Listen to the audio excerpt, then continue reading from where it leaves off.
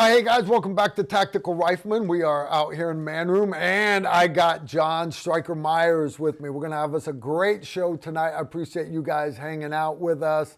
We also got another new sponsor tonight. I know it's kind of hard to see their logo down here. Venture Surplus, right? They're running their Black Friday sale. You can go check them out at venturesurplus.com. They've got almost all of their stuff, military gear and everything, on sale, 50% off. What I like about Venture Surplus is it's like the legitimate stuff that the U.S. military issues. So if you want a no-joke Cho liner that the military is using, you're not getting a kimchi knockoff of it. You're getting a real Cho liner. You want the actual magazine pouches that the U.S. Army are getting issued to put on their body armor. That's the kind of stuff that Venture Surplus sells. So anyways, don't miss out on their best deal of the year, without a doubt. Again, check it out, Venture Surplus. I appreciate them sponsoring us tonight. All right, I'm going to let you break for a while. I'm going to harass this fine gentleman right here. Oh. Why do people call me in the middle of my live stream? Why do they do that, right? Let me guess. He's going to tell me, hey, Carl, I'm not going to be able to make it to your live stream tonight. How about we put him in timeout for a little bit? Anyways, John, enough about me. Guys, the man, the legend, you don't even say the myth, the legend, John Striker Myers. How many books are you up to now, John? 3. 3 books. John is awesome.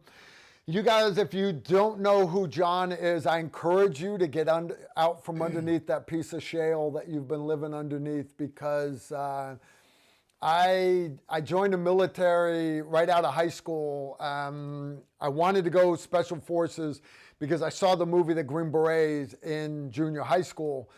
But once I got into the military, my hero wasn't John Wayne anymore. My hero was the old MACV-SOG guys. And I looked up to these guys for forever. And then, lo and behold, a couple years ago, I got to meet the guy that wrote all the books that I was like modeling all my gear after, right? Learning from all the mistakes and successes that they'd had in Vietnam and everything else. And you know, the legends that led me in that direction and made me the operator that I grew up to be. I get to meet the guy in person, literally. So, John, thank you for being back on the show. Good to be back, sir. Good stuff indeed. So what's new with you since the last time we've had you here? We got a couple things running. Still hoping to start book 4. Book 4, okay. And then we have our SOG cast that have been going on. SOGcast, elaborate a little bit more. Thanks to Jocko Willink, one of the Navy SEAL podcaster extraordinaire. Jocko. Everybody knows Jocko. Yes, indeed. Jocko, good people. He was interested, like yourself, in SOG. And so I did a few podcasts with Jocko. And at the end of our series of interviews with him, he said, we need more stories on SOG. And he says, let's have a thing called SOG Cast. So I said, sure. That was last year, right? I said, Jocko, with your skill, your talent, and your money, we can go places. And he says, okay, well, you're going to do the interviews. So I started interviewing, and of course I needed an expert technician. Yep. At the time, I had a top secret Green Beret commo man working for me, identified as Tom, the secret agent. We couldn't identify him because he's still active. Because you're not allowed to show his face on camera, because then we'd have to kill you. Right. Oh. Indeed. We're off to a good start here. So thanks to Tom, he came on board, and with his skill, we've since... I didn't realize Tom was with you from the beginning of SOGcast, really? For SOGcast. Nice.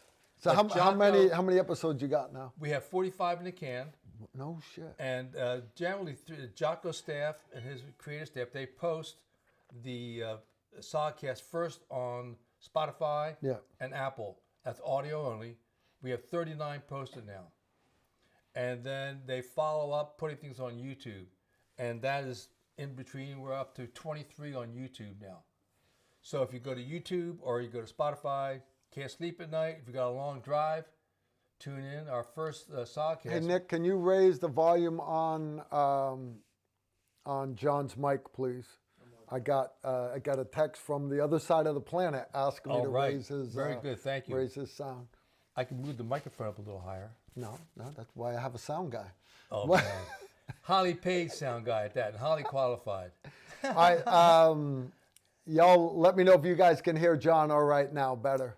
All right? Yeah, so that was it. And in the last few months, on the home front, my wife had a new dog, so we've been training the dog, getting things ready for the next book, lining up interviews, did a few more for Sawcast, and in between, here we are. You and I chat. We always get caught up with each other. And try to stay up to date on we do, because I had the pleasure of being on your show several times before. Several times, yeah. Done a few videos with us. We have, absolutely. It's a lot of fun and games. And I said, hey, you said, hey, come back and talk about that mission you had 55 years ago on Thanksgiving Day. Thanksgiving Day. Now, I haven't heard it yet, because when he's like, hey, I'm like. Well, you read about it, but you forgot because, No, but I want you to share it, though. I want you to share it. And then we have a bonus tonight, because not only are we revealing for the first time anywhere publicly who Tom, the top secret technician, is, but he also has a story. Like, I'll be dealing with old history, but some new history. Without a doubt.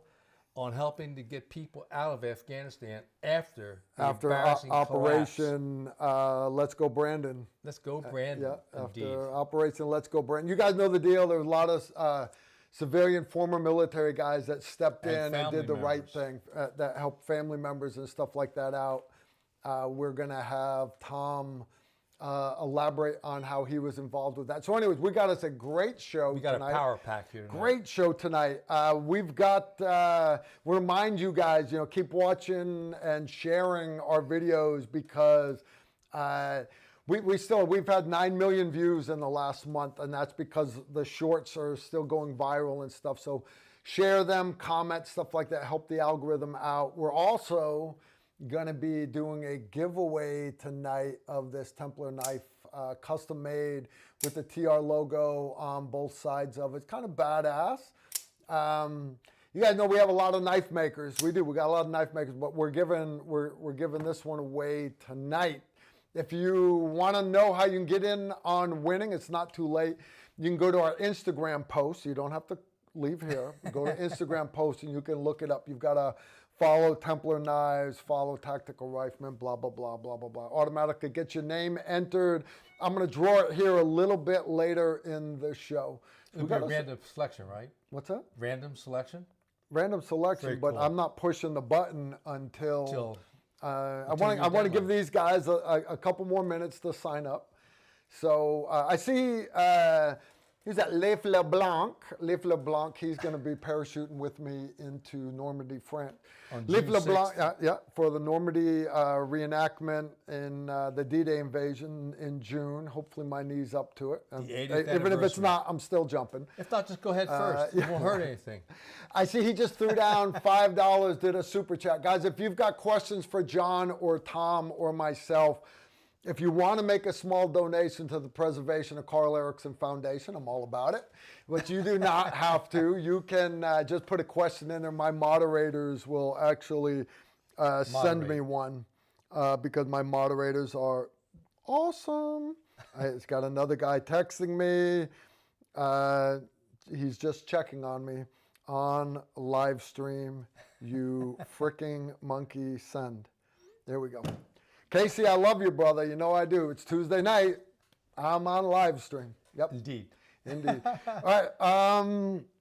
Let's get back to the important stuff. I want to hear this story. You ready to tell it? Well, yeah. And thanks for offering me the invite to come in to share a little bit here. Okay. By 1968, we were running missions with RT Idaho, with Mac V. Sog, was part of the Secret War. It went on for 8 years. When I arrived in 68, right in the middle of it, and ended up on RT Idaho. And in November, we were sent TDY to FOB 6, which is down south. Okay. And so with Mac V. Sog, we had missions across the fence into Laos, Cambodia, and North Vietnam, all top secret. We all signed NDAs, saying we wouldn't talk about it for 20 years. If we did, the feds would frown upon that. And so when I got down to FOB 6, we're there, we trained, get used to the facility, do a couple days of training there, get used to it. And we had a mission for Thanksgiving Day, 1968. and we got called into S3, and they had a problem. There were 3 NVA divisions. The 1st, the 3rd, and the 7th, which is a total of 30,000 troops that were MIA, missing in action. How do you lose an entire division? Right. But not just one. Right. 3 divisions. How do you Yeah. lose 3 divisions? But only the CIA could do that. Yeah. The CIA could lose 3 divisions, and we won't pick on them. But other intelligence agencies, they had this problem. So that night, myself, S3, this is the night before Thanksgiving. Yeah. So we brief, we study the photographs, intel reports, we pick an LZ, and we were up late, way past midnight, because they were concerned, you know. Earlier in '68, we had the Tet Offensive, which was a major offensive in Vietnam, which was a turning point, at least in the PR side of the war. And they were concerned that by November, they were massing, and if we lost 3 divisions, they might come back for another sneak attack. Mm-hmm. So that's why they wanted to find out where these divisions were. So we do the study, we pick an LZ in the morning, and right before I leave, the CO, Lieutenant Colonel Drake, goes, "Hey, tomorrow's Thanksgiving. You guys are going to get up early, you're going to get on the choppers, you're going to fly to your launch site, but I'm going to bring you a Thanksgiving dinner. You can eat it before you go to the field." Oh, okay. This is like welcome to the war. You know, we're used to LERPs and Okay. yeah, and C rations, and so okay. So I didn't believe him, but we're up early. First light on the choppers go to Budap, which is the launch site. Yeah. We're there, and before the briefing, in comes the helicopters. 2 helicopters with all this hot chow. So our 6-man recon team, myself, John Bubba Shore, and we had 4 indids on the team. Hep, Sal. Hep was our interpreter. Sal was our team leader or counterpart. Yeah. And they've never even seen a turkey, let alone what the... Right. No comprende. Yeah. And Tuan, our grenadier, and then we had Fook, our point man. So we all sit down, have Thanksgiving dinner at 8 o'clock, 7:30 in the morning, clean up, get the briefing. We get inserted into the target. We're on the ground, maybe half hour, 45 minutes, I forget how long, but we're moving. We eventually walked into a base camp. And the base camp still had fires going, and one fire had a pot on it yet. And it was like, we had been in base camps before, but never with the fires going. So our pucker factor was -0 right then. Yeah. So we're going in, we're taking a few pictures, and then Sal gave us the Buku VC warning. So we looked to the north, and here were coming NVA in their full uniforms with the pith helmets with their AKs running at Port Arms, heading back towards the base camp. So we see that, we engage them, we call Prairie Fire You lit them up. You didn't just run. You Right, had to try to slow them down a little bit. Really? No. I would have ran. Well, they were far enough away. We hadn't had a chance for intimate contact yet. Okay. All right. So we all hit him with M79s. So myself, Bubba Shore, and Tuan, who was a magnificent M79 man. Okay. He could put that M79 man up a gnat's ass at 500 yards. He was that good. If you've ever shot an M79, you know these guys exaggerate because I've shot probably 500 rounds through them, and if I can hit that football field, I'm a happy camper. Or the barn, you know? But Nat's ass barn, same thing, right? Yeah. Okay, so right, but he's good with it. He's very good. Okay. So we begin doing a tactical withdrawal. We ask for assets. Now in Cambodia at the time, this is where our mission was, in Cambodia. In Cambodia. And we had no TAC air. The only thing we had, not the only, I'll say, we had helicopter gunships. That was our sole support. At that time, on that day, we had the 20th Special Operations Squadron from the Air Force, the Green Hornets, who had the state-of-the-art aircraft, and they also had mounted miniguns that were more flexible in their firing range, which we were briefed about. We didn't know this previously. So we begin withdrawing, heading back. As we're in the middle of falling back, heading towards the LZ, Sal goes, Buku VC, one more time. And from the south, there are again NVA with pith helmets with their AKs running up into this base camp. So from the north and from the south, they're coming in. their point of attention is us. So we're doing a tactical withdrawal. You're coming south from these guys up here, and these guys down here are coming north, or are they coming from the south? We had from the south, we're heading north. Okay, yeah. From the north, we're heading south, and we're retreating back to the east. Okay, We were you're going to the headed east. west Okay. upon insertion. So we're going back. We began to put down claymores with a detonator first. 3 Americans against Two 2 Americans divisions. and 4 indig. Two Americans so 6 against people. 2 divisions. Okay. Yeah. It's fair odds. So the Three- good news 3 to 1. is, the good news is we found him. And as we said before, the bad news is we found him. So we had this tactical maneuvering in which we had trained for hours. How to fall back, Break contact engage the drill. enemy, break Yeah, contact, continue to keep them engaged. And we also began to put down claymores with 5-second fuses. 5-second fuses. Put them down and pop it and then pull back. We used They to make would run- 2-minute time systems because And that that would worried give you you? time to run. Right. Yep. Right. 5 'Cause seconds. 2 minutes. You're doing 5 seconds. You might as well put a frag fuse in it. Holy cow! We didn't think about You that. guys don't understand. A claymore mine, that's pounds of C4. And how many ball bearings? Like 700? All of them. Yeah, all of them. Yeah. There's a lot of ball bearings in it. So we You kept, can't make this up. No, well, again, it's just thankfully the training kicks in. We do the tactical withdrawal. We had the claymore. We had at least 2 with the 5-second fuses because they ran right into it as we're going the other way. We finally get to the LZ. We have some gun runs come across, and the Green Hornets came in and pulled us out. And as we're leaving, it had been raining for the past couple of days, and so the ground was really muddy. So they had a slight jungle, maybe 1 canopy, so it'd only be 30 or 40 feet high, not the triple canopy like we had in Laos. Yeah. As the helicopter's lifting off, NVA are breaking out of the jungle into the LZ, and they're trying to stop and bring down their AK-47s, and the mud from their boots as they're trying to stop comes up into the prop. And me and the door gunner and Fook sitting next, I think it was Fook or Sal, we just open up and blow them as we're leaving. And then I threw down a white phosphorus grenade, which they said don't do. We did. Because it was like, Because anyways. that's going to get sucked up in the rotor blades too, right? yeah. Exactly. Nothing bad. So again, we were very fortunate to get out of there without the helicopter did have bullet holes. I don't know how many, but they got us out. The 20th SOS saved us. So that was our Thanksgiving. We come back. They flew us up back to Budap, which was the Air Force site. And they go, "Hey man, we're out just in time for Thanksgiving dinner." So we sat down. We had Thanksgiving dinner with the Air Force guys. They're not used to having guys dirty from the field. Completely covered in mud. Right. Dead VC. And this time, Claymore plastic residue. right.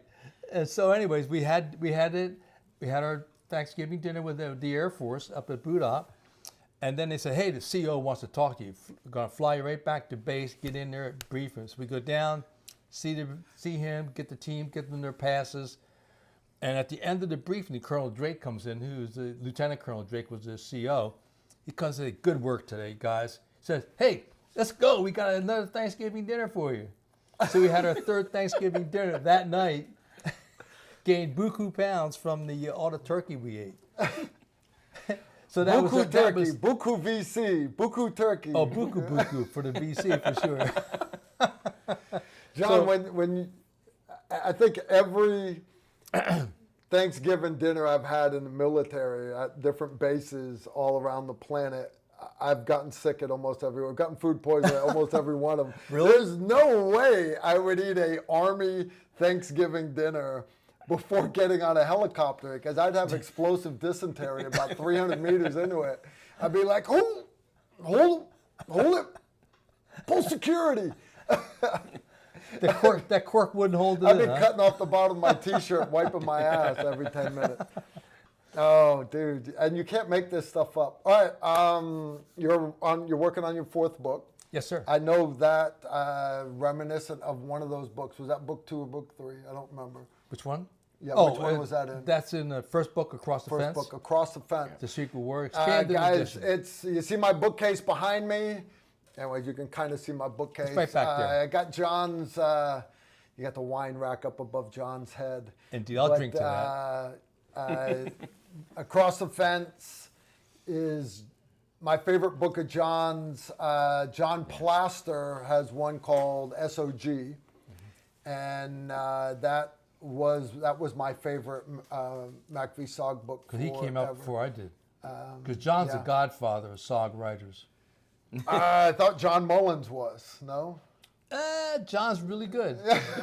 But his is fiction. Yeah, he said he started those fiction because of the non-disclosure agreement. Mm-hmm. You weren't allowed to talk about it, so he talked about it with fictitious characters, and I was like, that's one way to do it.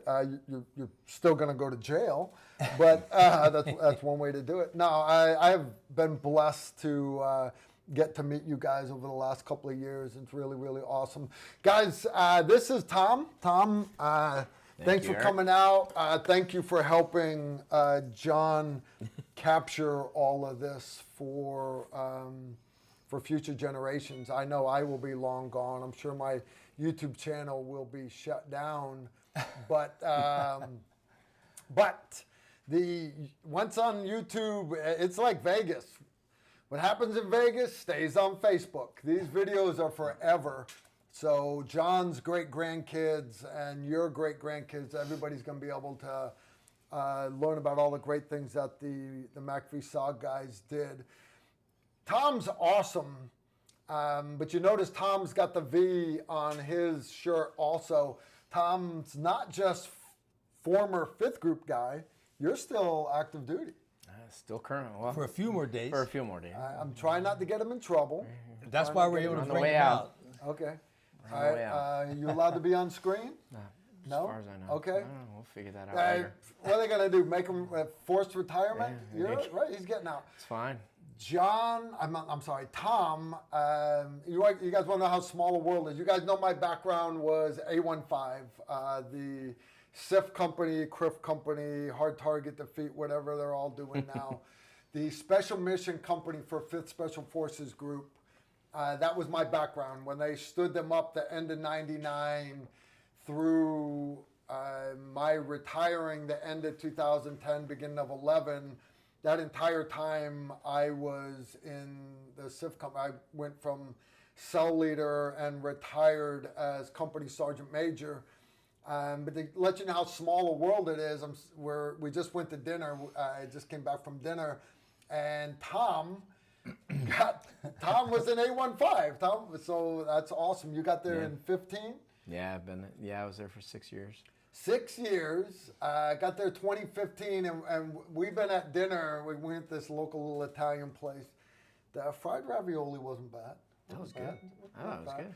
But we've been doing nothing but throwing old names back and forth, and all these senior guys that he knew, I remember them when I was the old crusty sergeant major, and they were the young troublemakers. They were the young green berets. They were like, oh yeah, we had some hellions. He said the name Bo Johnny, and man, some of these boys could drink. We would go train hard, but every night, because at night you're doing night hits on the shoot houses.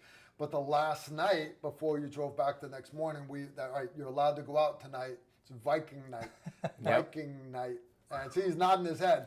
Because Viking night was the only night. Right? You haven't drank in 8 days. Everybody feels obliged to drink all 8 days worth. In one night. And it was always ugly.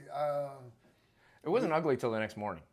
No, it was usually ugly that night, especially if you're the sergeant major, because you lose track of all the rental vehicles, and you think you got most of them, and then the cell leaders start coming in.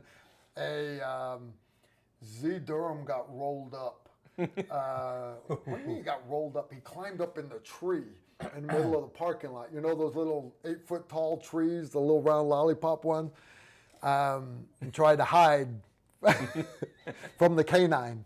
He's like, yeah, this isn't going to work. Not just all those guys. It was an awesome party. Viking night. Sergeant Major said, go party. But Sergeant Major also said, don't get arrested. If you get in a fight, win, and don't get arrested. Don't get her pregnant. Don't start a fight. If you get in a fight, win. And did I mention don't get arrested? I think I'd always say that like 4 times. Don't get arrested. Don't get arrested. Which don't just get meant arrested. outrun law enforcement. Right? Is it that hard? It wasn't Right? hard. Basic escape and evasion. Modern day escape and evasion. You could low crawl and outrun most law. And you guys know I love law enforcement. You know I do, guys. For my cops that are out there watching, thank you for your service. I almost grabbed your glass of water, John. No, it's all good. All right. So I'm gonna let's throw Tom under the bus. Well, I think we should because you know, we had, as we mentioned earlier in the show, in August of 2021, we had the debacle in Afghanistan. You guys remember the withdrawal of U.S. troops from Afghanistan, Operation Let's Go Brandon, you know, and I don't want to be the guy that armchair quarterbacks what the military is doing, but pretty well everybody that you talk to are like, look, you're always going to have problems. Every military op, the smaller your footprint gets, eventually they're going to hit it. You're going to have casualties. The Marines that died, Marines died. That's what Marines do. And that's taught to me by Marine colonels and stuff. All right. So that's not what I'm talking about. But I'm talking about the entire process was just a fustercluck to without a doubt. And but after the fact, there was a lot of people back here that are like, this, we got to help. And one editorial side note was this was done so that somebody at the White House could say, I did this. 20 years, we're done. Yep. And for a political expediency, we had the debacle.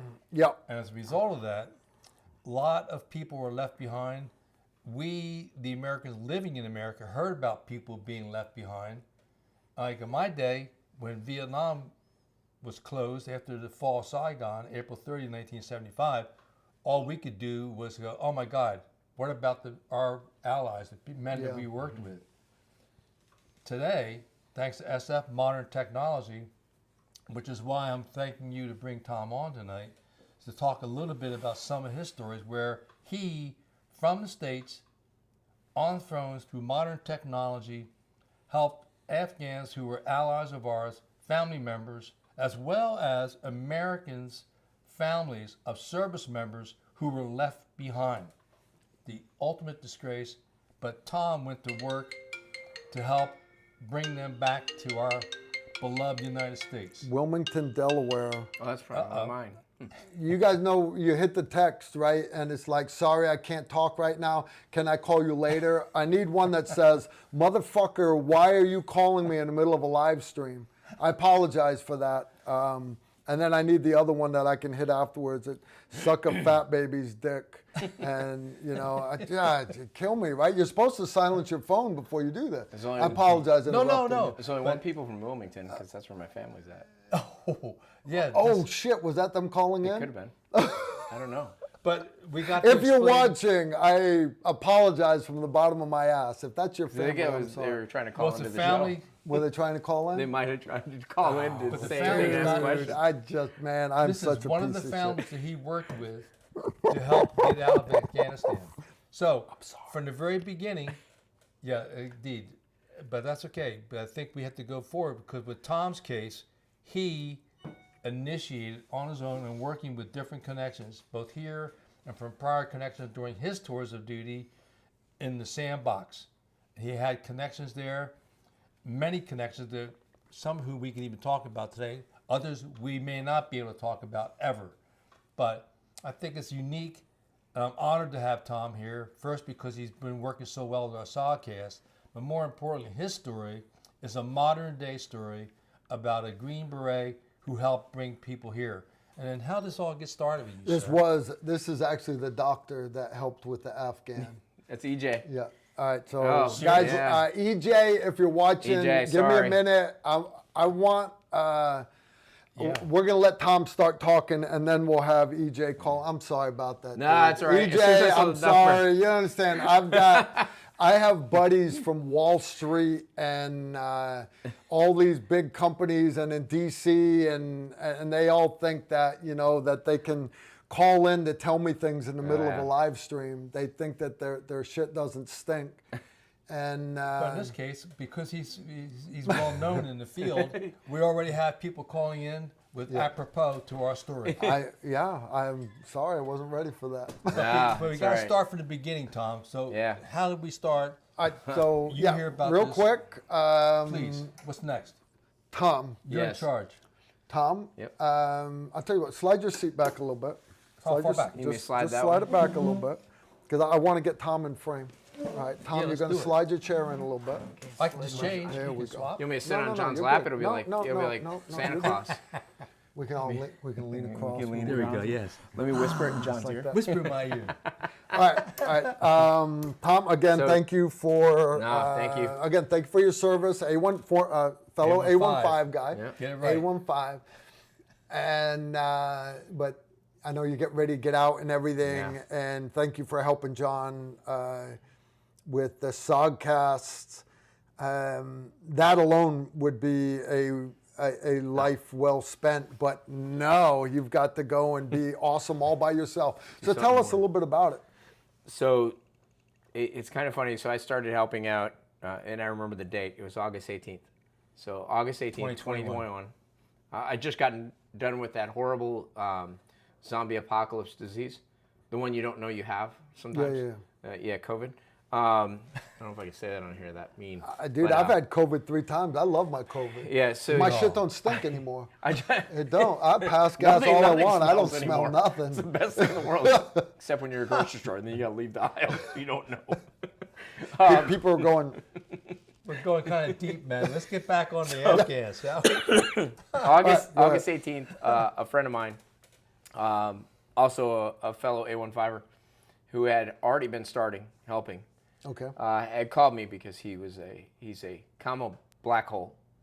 In Okay. other words, if he touches anything that resembles anything that transmits a signal, it's dead. once So it he's touches not him. actually an echo. Nope, he's definitely not an echo, and Definitely he's not an definitely echo, okay. not good with communications at this point in his life. Okay, that's fair. So he called me and said, "Hey, can you help me out?" I said, "Sure." I went to his house because we live in the same area, and so I went over to his house. I helped him out set up his commo, and I have no clue what for at this point. Like I just get there, right? And I just got done with COVID, so it was. I show up at his house. I'm like, "What are you doing?" He's like, "I'm helping people out of Afghanistan." I'm like, "We're in your basement." Yeah, yeah. You're Are you- doing do you what? have a, Did you dig a tunnel? Like, I mean, really? I mean, how are you? He's like, "Oh, I have a friend. He was actually a friend who was working on base there in Afghanistan, and they're communicating with them, and then helping other people. And there was a group of them.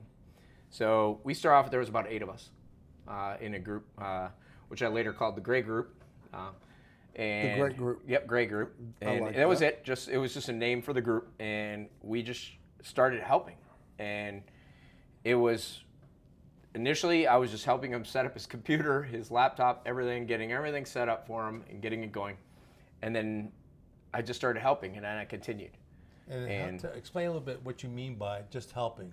Because I remember at one point, one night, I called you, you said, "I've got 2 other phones going here." Yeah. And you're talking to me on a 3rd phone. So it was, I mean, anybody who helped out with this, and there's a lot of different groups out there, Sanctuary, there was Pineapple Express. Pineapple Express, there's all of these NGOs, the non-government organizations that had been supportive and been helping with this, and there's a ton of them. And then there was small groups, and then there were individuals.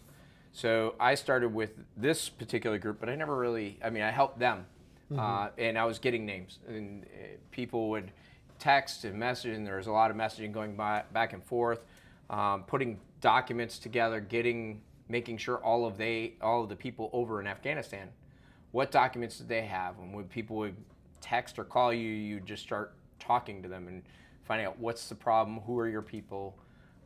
So in the beginning, in August, I had started helping August 18th, and by the end of August, I had been tracking close to, 25 Americans. So actual AMSETs, right, that were in Afghanistan at the time. And at the same time, we had heard on the media that there was 100 Americans in Afghanistan. And I was like, wow, it's amazing. I have 25% of all of the Americans I'm tracking as one person. Yeah. I'm like, it's got to be more than that. It's got to be more than that. So I ended up getting 22 of them out. 3 did not make it, but there's 22 that got out. Talk a little bit about how? So it was a lot of coordination between the families, where they were in Afghanistan. At that point, it was in Kabul, and getting over to HKIA. We were getting them to Abbey Gate prior to the 26th, which is when the bomb went off at Abbey Gate. So we were moving people in there and getting them through Abbey Gate and getting them out, whether they're Americans or And when you say not. Abbey Gate to get them out, does that mean on flights or get them out for another Getting means them, of transportation? No, it was to getting them another border? into Abbey Gate and then getting on a flight to get out of the country. Okay. So they were actually getting through. There was a lot of other gates that started getting used, especially after Abbey Gate went up. Obviously, that gate was shut down. And we should, just for our audience that people may not remember what Abbey Gate was, could you explain that a little bit, please? Yeah, so Abbey Gate was just one of the gates on I believe it was on the north side of HKIA. It's right in the city, but they were pushing people through there. We just happened to have a person who was working it. The way we did it was pretty interesting because you're trying to talk to people who. Interesting, for sure. I never talked directly to anyone in Afghanistan based off security clearance and all this stuff. You can't do that stuff. So I was always talking to someone else. So I would talk to another American who's an American in the United States who then would talk to them. In the beginning, that was like 4 or 5 people in the United States that I was talking to. By mid-October, I had 15 Americans and roughly 450 people in Afghanistan that I was coordinating to try to get out through whatever means necessary. How many of the 450 are Americans? That was the 22. They got out immediately. They were all of those 22 were out by the end of August into September, with the exception of 4 that I didn't know. I thought I'd lost them. It was a woman and her 3 daughters. She couldn't leave her house, obviously. So I lost contact with them, like having any communications at all with them. They just went dark, like it was gone. The individual I was talking to said, so every day I would text them and be like, hey, where are they? You got anything? And I just kept going. About a month after Abbey Gate had the explosion, and so in September, I was talking to someone else completely separate from these people. The group I was working with kind of dissolved a little bit because we were still together, was still working, but not as together as much. So I'd started reaching out to other people within the U.S., just basically anybody who said they had flights or they had this, and I would start working through them. We got on basically at 3 o'clock in the morning, got on a signal call between myself and 2 other people. And just before that call, I was talking to one of them on the phone. And I said, the only one that hurts is this woman and her 3 kids, right? 3 young daughters, all Americans. And I said, that one, it kind of sucks. And you're just having that conversation with someone. You're like, it really sucks knowing that I didn't help them. Even though I wasn't really helping them, I'm not there. But advocating for them is more, probably a better term. And Facilitator. And so she's like, who were they? Where were they? And I told her, and then she brought a gentleman on the phone. After, she goes, give me a second. She goes, I got to take a call. So she hung up, and I called back, and it was a video call on Signal, and it was her, myself, and one other gentleman, and they come on, and she's crying. So I immediately assume, and my first comment, as soon as I saw her tears, was, they're dead, aren't they? She said no, and they sent me a picture of them getting on a plane.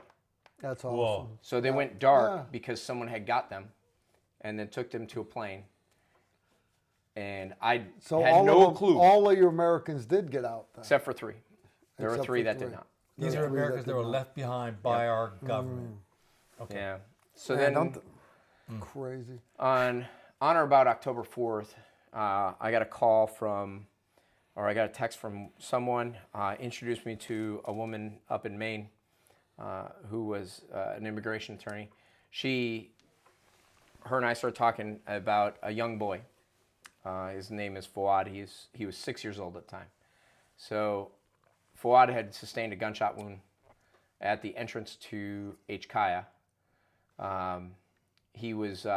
They were trying to get out like everybody else, so they're standing at the main entrance of H. Kaya, like right at the steps going into it.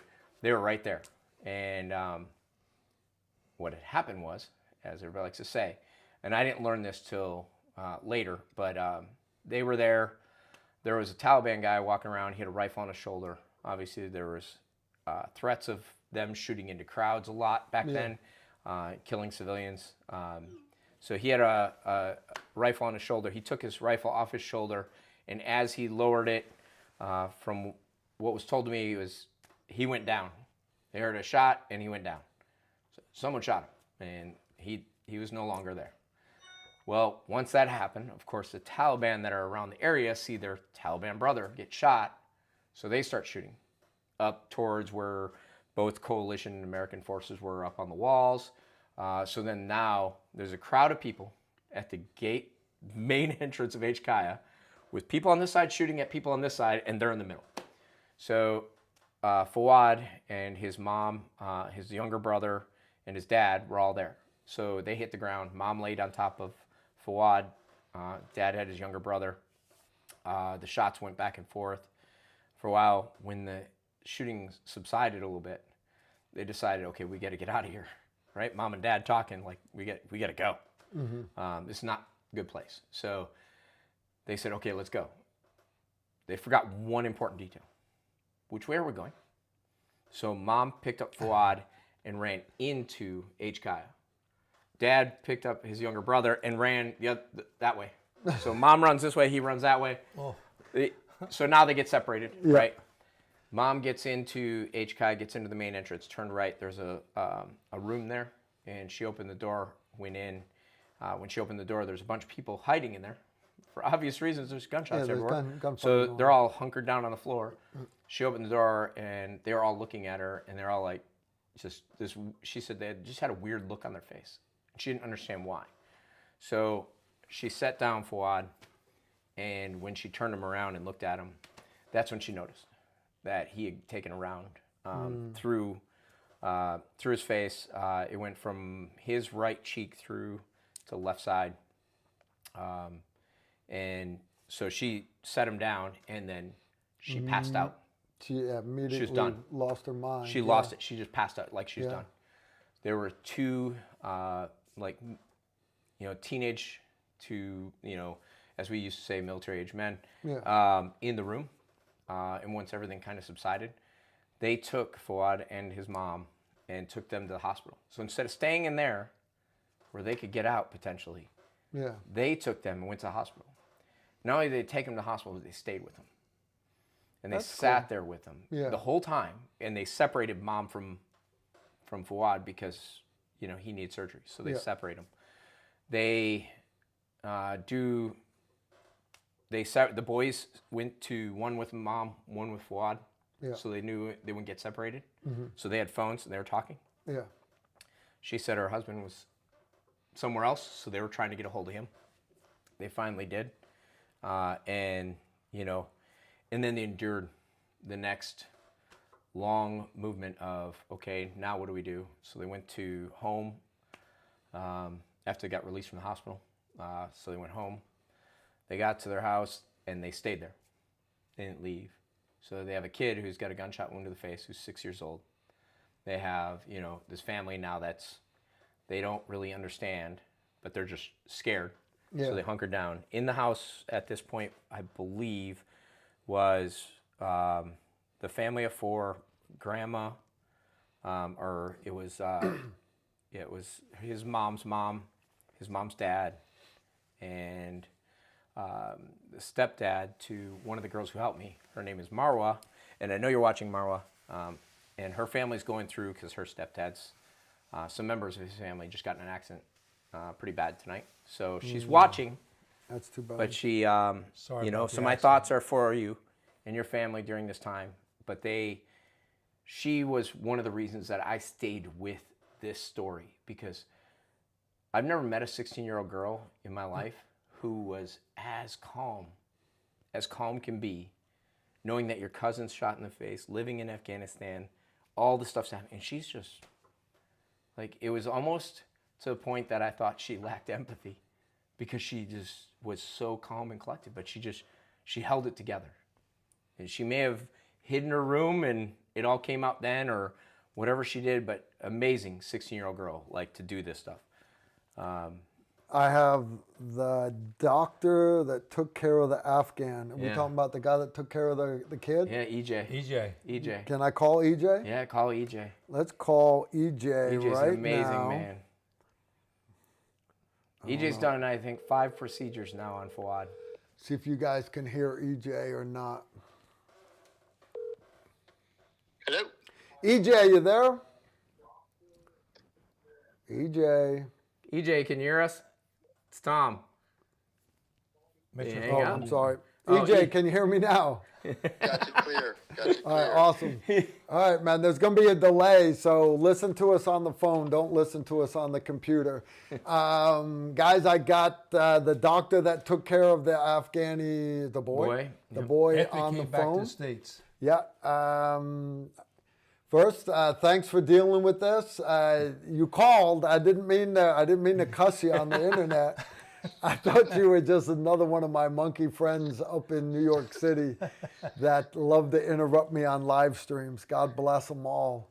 No, I was calling in to say that, Tom's a true, nobody uses the word hero, but he got this family out into the right place.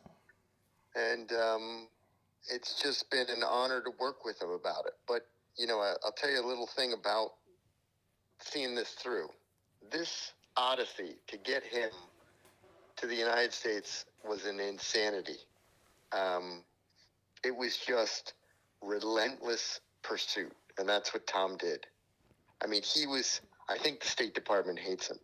I think diplomatic security hates him. Well, he's in the right place because Google and pretty well all the acronyms hate me.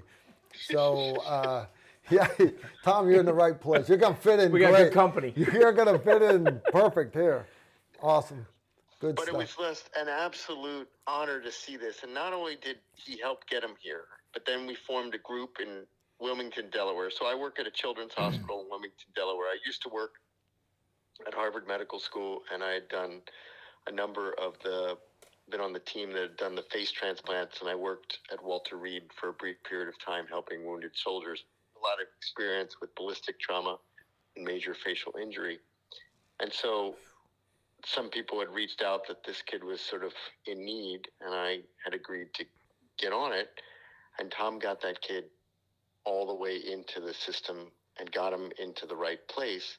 And not only did he start, see him through surgery, was there for him when he came out of surgery, but we formed a group in North Wilmington that, got him an apartment, got, the kids in school. And so this family's really thriving, and a lot of that really comes from Tom. That's awesome. Our That is- hero. that really is awesome. Oh, yeah. And Tom told me he will never toot his own horn. He won't. You notice Tom had verbal diarrhea when he was talking about everything that was happening in Afghanistan. But now when we're actually talking about Tom, you notice Tom completely lockjawed up. Becomes reticent. And also, EJ, we commend you for your brilliant surgery. Tom has bragged about how well your surgery worked, so we thank you for your skill set, sir. Yeah, without a doubt. Thanks. I mean, we got a long ways to go. We put some of his cranial bone, so I split his cranium, some of his cranial bone, and that reconstructed part of his midface and his nasal structure to support his nose so that he could breathe. We've now been working on his exit wound under his left cheek and his eyelid. We took a vein from his foot and reconstructed what we call the cannulicular system, which is the drainage system of the lower eyelid on the left. Oh, that's what it is, yeah. And soon we're getting his eyelid in good shape so that it can sort of like retain things. He did lose his left eye. He had a ruptured globe. But we're going to get an artist to make a contact lens that will look like his other eye. And so once we get his sort of soft tissue prepared, he's really going to have an awesome sort of like opportunity to sort of come through this and really get into a good place from an aesthetic and a functional perspective. But, you know, what's more important is the family's thriving. They're in school. Fawad just got in a fist fight on the school bus because somebody was messing with his younger brother. So I think that's a good sign of thriving in America. Yeah, that's Just being a kid. right. Yeah, it's being a kid. It's being a kid. Ask him if he wants that matching eye, the other one, but tell him one of my instructors lost the eye. And he had the American eagle holding the arrows in his talons. He had that on his glass eye, and I'm here to tell you, it looked pretty cool. So maybe like a crossed Afghan American flag retina. I think that would look cool. So you could like look through the eye and see it on the inside. I think that would be badass. Yeah. I think that would be badass. I think anything's open. I think whatever you guys decide, I think maybe we have a second one that's just brought out for special occasions. You know? Oh, and it's got to glow in the dark. Yeah. I mean, that's a given. Yeah. I mean, that's kind of a given. You gotta make that. That's Bluetooth to his phone. Yeah. Right? Oh, dude, man, you can have that shit project shit. Yeah, maybe it just does stuff. Oh, yeah. Words coming. Dude, advertising. Right? Advertising. We can advertise your podcast on this. No, Doc, again, thank you for everything you did. I'm sorry, we have a twisted sense of humor. So does EJ. Don't let him fool you. You got to play off things. Spilt milk, you can't take them back. So you might as well have a little fun with it. Indeed. No, but I knew Tom wouldn't say anything about himself, and you know, I think the reality here is that, you know, there's probably close, who knows what the actual number is, but somewhere over 100 Afghans that maybe to 300 Afghans that he directly touched and manifested. And it's an incredible accomplishment. It's a true color of what, you know, he represents in Fifth Group, and, you know, his cyber background, you know, gave him those tools, but it's exactly who we should be as Americans. So it was a beautiful thing to see. For sure. I'm glad, you know, I got a chance to participate. Help people that actually want to help America make the world a better place, have helped our country instead of just handing out visas and student visas and cell phones to illegal aliens and all that stuff. And we're not going to be political tonight. We're not going to do that. We don't need to. Good stuff. Good stuff indeed. Tom's completely clammed up on us. He has. Oh, it'll open back up. Don't worry. It'll be back. Open back up? There's right. I mean, there's a lot more. You guys keep at it, but I mean, I just wanted to call in and say, you know, tell that story of not only did he, you know, sort of get him in the right place and get him on a path, but Tom did the whole of government thing. Well, that's awesome, and it's awesome that you're giving the story closure. That yes, this kid actually made it to the States. Yep. Yes, he's continuing to get the best surgical care that we can get him, not just so he can breathe and eat, but so he can live a decent life. That's awesome. Yeah, you're a big part of it too, Doc, without a doubt. So yeah, thank you for everything. And Tom, thank you, without a doubt. Thank you. Guys, we had some great stories at dinner. We got a few more we can go into. Yeah, we got, okay. Yeah, if you got more. Absolutely. Brother, you got anything else before I hang up on you? Nope. Thanks. And before you hang up on him again. Tom. You got it. All right, you take care, brother. Thank you for calling in. Thanks. Again, sorry for showing my ass when you first tried to call. Funny stuff. All right, guys, we've had a bunch of questions come in from the peanut gallery. The moderators have told everybody to relax. We're not ignoring you. Oh, here, if they want to see Fuad. Yeah, I want to show 'em see picture? Fuad. Yeah, show them. I'll show you first. That was me and Fuad when he first got here. Oh, look at that. That was us. Oh, Tom. So that was him. That was all him. Like, he told me to get on the back of the car. He told me to sit down, and he jumps up on the car and he goes next to me, and he leans over into my chest, and he goes like this. He holds his hand out and he goes, "Here, picture." And so then I took a picture because at that point he didn't speak any English. So no English at all. That's cool. No, I mean, and yeah, it was that story. There's so much more to it, and there's a lot. It goes a long way. But go ahead with your question first before I. No, we're gonna let Tom finish. I have a couple questions. Again, guys, you don't have to do super chat, though my wife appreciates the money. I mentioned Leaf LeBlanc threw down $5 earlier. Thanks for blazing the trail. This is directed at you, John. Oh, okay. All 3 books are great reads. Carl, please bring John to Palatka as a Saturday guest speaker. Rangers lead the way. He's talking about when we do the round canopy parachute team before we go to Normandy, they do airborne school and jump refresher twice a year. They just did it in October. They're doing it in March. I'm actually the airborne commander in March, crazy. But the graduation ceremony where the new people get their wings is Saturday night, and they're always looking for guest speakers. You don't got to jump. You don't got to jump. All you got to do is come visit. Just the thought of hanging out under that silk a little bit. Or you could just hang out with me because I bring my little camper. I sleep on the drop zone. Of course. There's a skydiving club there called Skydive Palatka, and so my camper is stumbling distance. So I don't have to worry about drinking and driving. And it's a good thing because they like to drink. Well, I mean, if you skydive for a living, you're really not too worried about wrecking a car. Anyways, that was that one. If you can't get any good speakers, let me know. Yeah. Without further ado, question, if you had to pick one general to go to war under from any era, any country, any war, who would you pick and why? If you say Napoleon.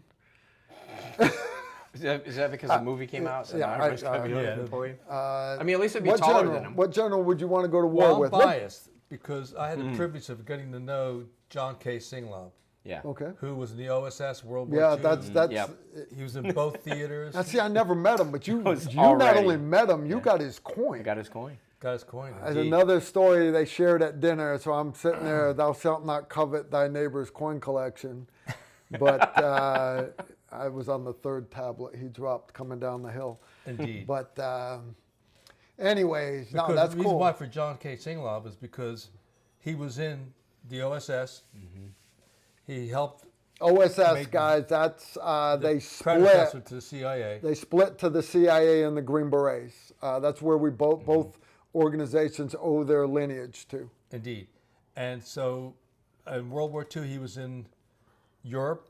After VE Day, he goes to the Pacific Theater and had a heroic rescue of over 200 prisoners. Wow. Where he bluffed his way with the Japanese and got these prisoners freed that were going to be summarily executed. He was in Spec Ops in the Korean War. During the 8-year secret war with Mac V. Sog, he was the commanding officer for 2+ years. And just magnificent leader that the men would follow to the end. So from the Spec Ops side, he's one of my heroes. I probably would vote for John. I wish I had met the guy. I do. I wish I had met him. As far as me, generals. Think hard. I can smell the No, wood burning. honest, I can smell the wood burning. I know George Washington Yeah. was an asshole, famous for being an asshole. But to start off as just a civilian, And go to that. and is that not vision, right? The Battle of Trenton with George Washington. Like, we're going to take this boat. We're going across the Delaware. Oh, and what do you mean we don't have miniguns yet? I need a minigun on the bow of this thing. No miniguns? Oh, I'm going to stand here anyways as if there was a minigun. I'm pretty sure there's a picture of a minigun on that boat somewhere. If there's not, there should be. Should be, yeah. Can you imagine miniguns back then? Tactics changed a lot They back did. then. They really did. Yeah. You guys look at videos of or movies and like, oh, there's no way that tactics like that, we would never do that today. Well, yeah, no shit, you wouldn't do that today. But tactics evolve, and then that becomes state of the art. And then all of a sudden, it's not anymore. But you're still doing it because that's what your military's been doing. And then you adopt newer tactics, and that becomes state of the art. And then all of a sudden, it's not anymore. It's like, the Soviet doctrine that the Ukrainians and the Russians were using in Ukraine through, it doesn't work anymore with all the drones, combat has changed a lot, guys. So just because you were a vet in Desert Storm or Operation Enduring Boredom and you got your Bronze Star, understand the tactics have completely changed. You got to stay current on this stuff. All right. Next one is from Vince, John, did you ever work with or know a fellow by the name of Alan Slabulski? I might have misspelled his name. And I think we called him Sluggo. Slabulski. But no, I don't recall Sluggo? the name. I'm sorry. There were a few of you over there. There were. Yeah, there were. No, that's okay. A couple. This one's from a personal friend of mine, Heather Fly Fishes. Her name's Heather, and She fly fishes? fishes Oh, with a man. fly rod. How'd you figure Heather's that out? awesome. Oh, by the way, Heather, I don't know if I'm allowed to say it yet, but congratulations. They have finally set a date, her and Phil W. I'm sorry if I spoke out of turn. All right, shh, don't tell anybody. Don't tell anybody. All right, Heather Fly Fishers threw down $20 minus shipping and handling. Mr. Stryker Meyer, I am 36 years old. I have a lot of life left to live and a lot still to learn. Would you please give me some advice that I need to continue to be an upstanding human being? Thank you for your service. Wow, that's kind of broad. Wow. That's a broad brush right there. I'm waiting to hear this. Yeah. I'm actually kind of excited. Words of wisdom, Yes. advice to a blonde hair American girl who's 36 years old that is going to make her an upstanding human being. Well, I've been blessed with 3 girls. And Okay. so my fair. advice to the That's girls fair. was never put yourself down, and you can do anything you put your mind to. That is fair. With your skill, and you just believe in yourself and never quit. And thank God you're in America that you have the ability to do this. Yes, without a doubt. Without a doubt. You can be the poorest person in America and you go everywhere else on the planet and everybody would still trade everything Yes. they have to trade places with Yep. you. It really is crazy. Heather, I hope you got the answer you were looking for. If not, go to my website and we'll have further commo at www.sogchronicles.com. Sogchronicles.com. Donut's going to put that in the web thing for us. Peter threw down 10 Hong Kong dollars. I think that's like $2.27, something like that. We take every penny counts. Peter says, "Hi, Mr. Meyer. What's your preferred vehicles in Vietnam?" Boots? That'd be the Willys Jeep. Isn't that your boot? No. I know you. I know all you he walked traveled on. by boot. You Your forgot. preferred Or vehicle is a helicopters? helicopter. Without My a doubt, favorite right? vehicle is the H-34 I was just going to King. think. King Bee. I knew he was going to say the King Bee. Exactly. Vietnamese You are airplane. talking about a He was the same. shitty helicopter. Yep. Yes. Woo! But I'm you alive love today. because Our of the recon King Bee. team, Bee. Those King Bees pulled our team out under fire so many times. I'm alive If you don't today, know what a thanks to King them. Bee is, don't leave the live stream yet. You just make that note on your phone and just Google King Bee helicopter, and you're Or go going to my website. or go to his website with all these pictures, and you're going to go, "Ooh, I wouldn't want to ride on that." But I've never ridden on one. Yeah, It can't be way any worse before than your an time. osprey. Way No. before your Oh, time, No, son. not as bad as an osprey. Oh, Woo. no, that osprey, they killed more Marines than the. And we won't go down that trail. Peter's back with another $2.73. Mr. Meyer, is your experience useful in fan fictions? What Peter does is Peter does like video games and stuff like that. So he wants to make you a character in like sci-fi. So like if you were to fight aliens sci-fi, would your Vietnam experiences be able to help your fictional character kill aliens? I would like to think so. Yeah, right. I don't see why not. Indeed. Laws of Car physics haven't 15, changed. 5-second You Claymore take a fuses. M79. Here we go. Yeah, you hit an alien with an M79. That shit's good. Or a 5-second Claymore fuse. Yeah. Peter's actually one of my patrons, guys, on patreon.com. Today, I just released our question and answer video. They, once a month, and I do quick shooting tips. I do story time with Carl. This week, I did a question and answer video. And you have to be a certain tier patron to get your question answered. But I always put it up on Patreon for all the patrons to be able to hear the answers. And it's like an hour long just to answer whatever few questions they have, because I bring guns out and all kinds of stuff. Sure. But Peter's always asking questions on there. We love Peter. All right, we are caught up. Yeah, I'm caught up. And the question you could lead Tom to would be, during the course of this work, During have the you course met of your some work, interesting characters you met from some Afghanistan? interesting characters from And Afghanistan. Have there been any that have appeared on any recent television series? Oh yeah, I mean, and that's why I was saying we gotta go back because Get back, Roberta. So as you said, I'm definitely not going to talk about myself, nor will I ever say that I did anything. What I will say is that the people around me and the people that I was able to connect with were the ones who got this done.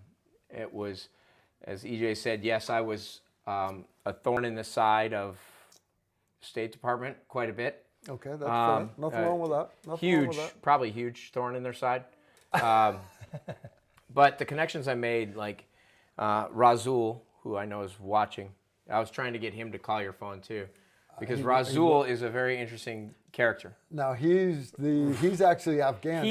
He is Civilian. Afghani. Yeah, he's been living in the States now for a long period of time. He is on the show. If you have Netflix, I applaud everyone to go to.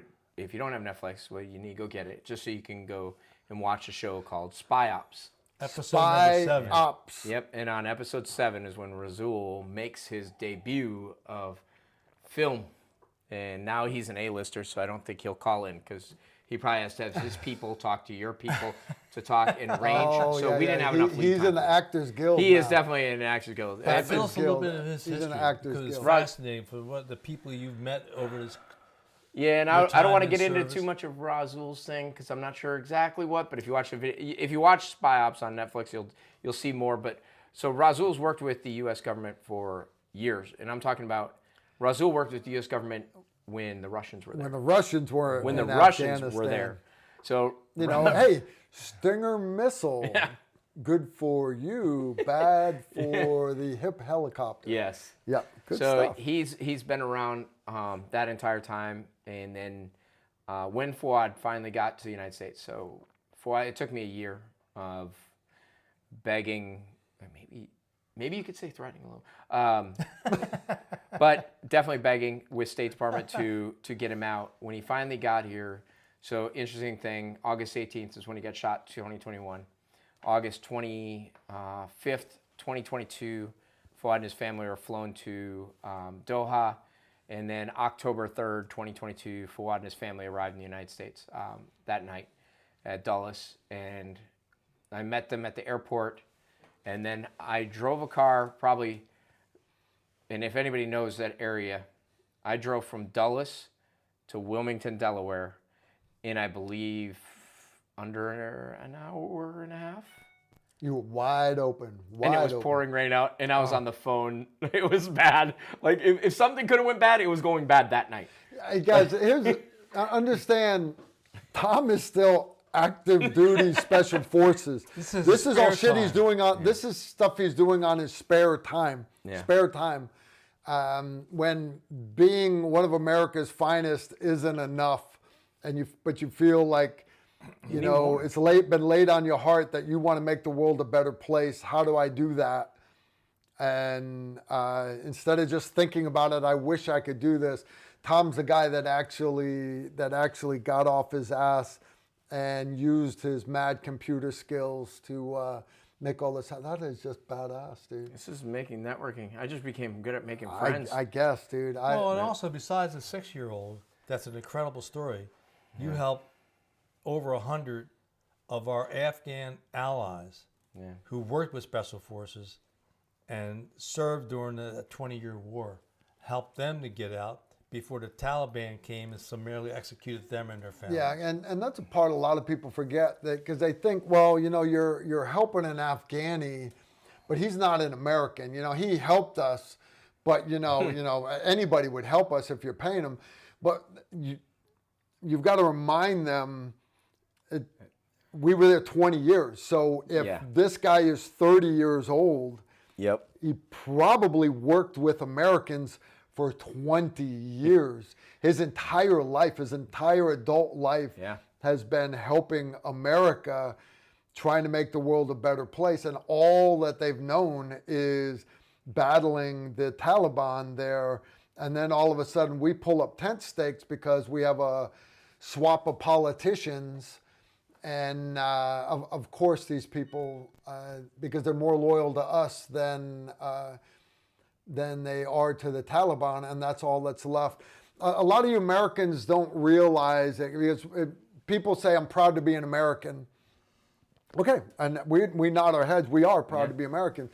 But over there, when someone says, I'm Afghani, that's not like top tier for them. They have their tribe and their family, and then their religion, and then their nationality. So they're more loyal to their tribe than anything else.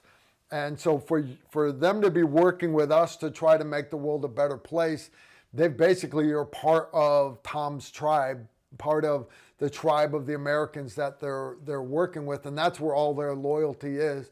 So for them to hear us say, hey, sorry, let's go. Brandon said we're out of here. Hey, but here's a case of MREs. You'll be fine.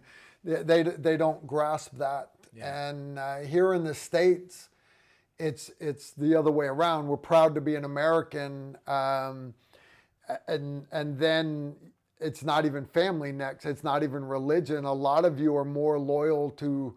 I'm a Red Sox fan versus a Yankees fan. No, I'm not joking. That's just how you are.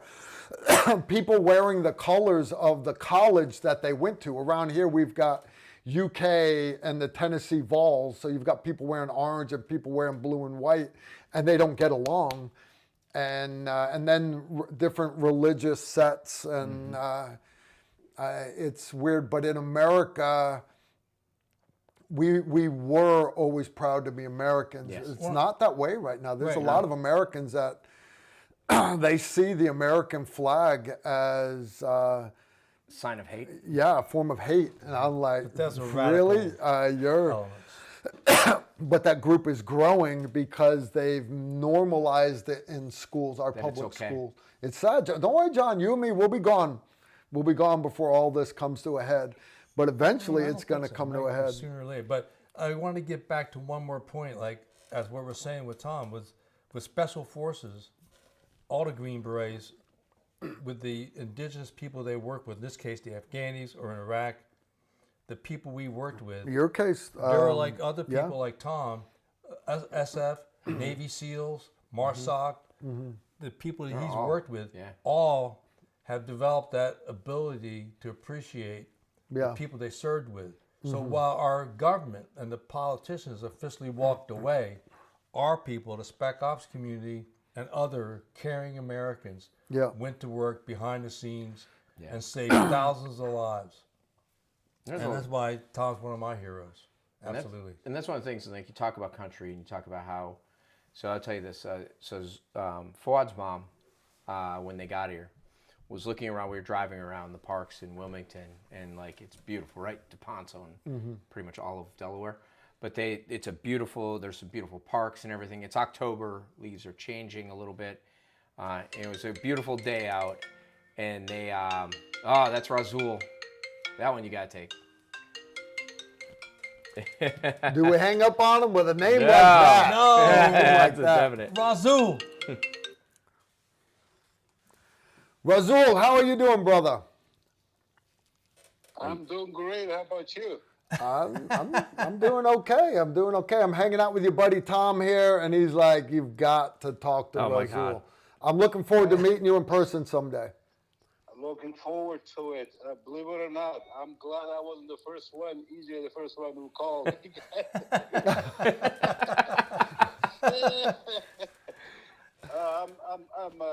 I'm so happy. I'm watching your podcast, and I'm glad. Finally, my call get through.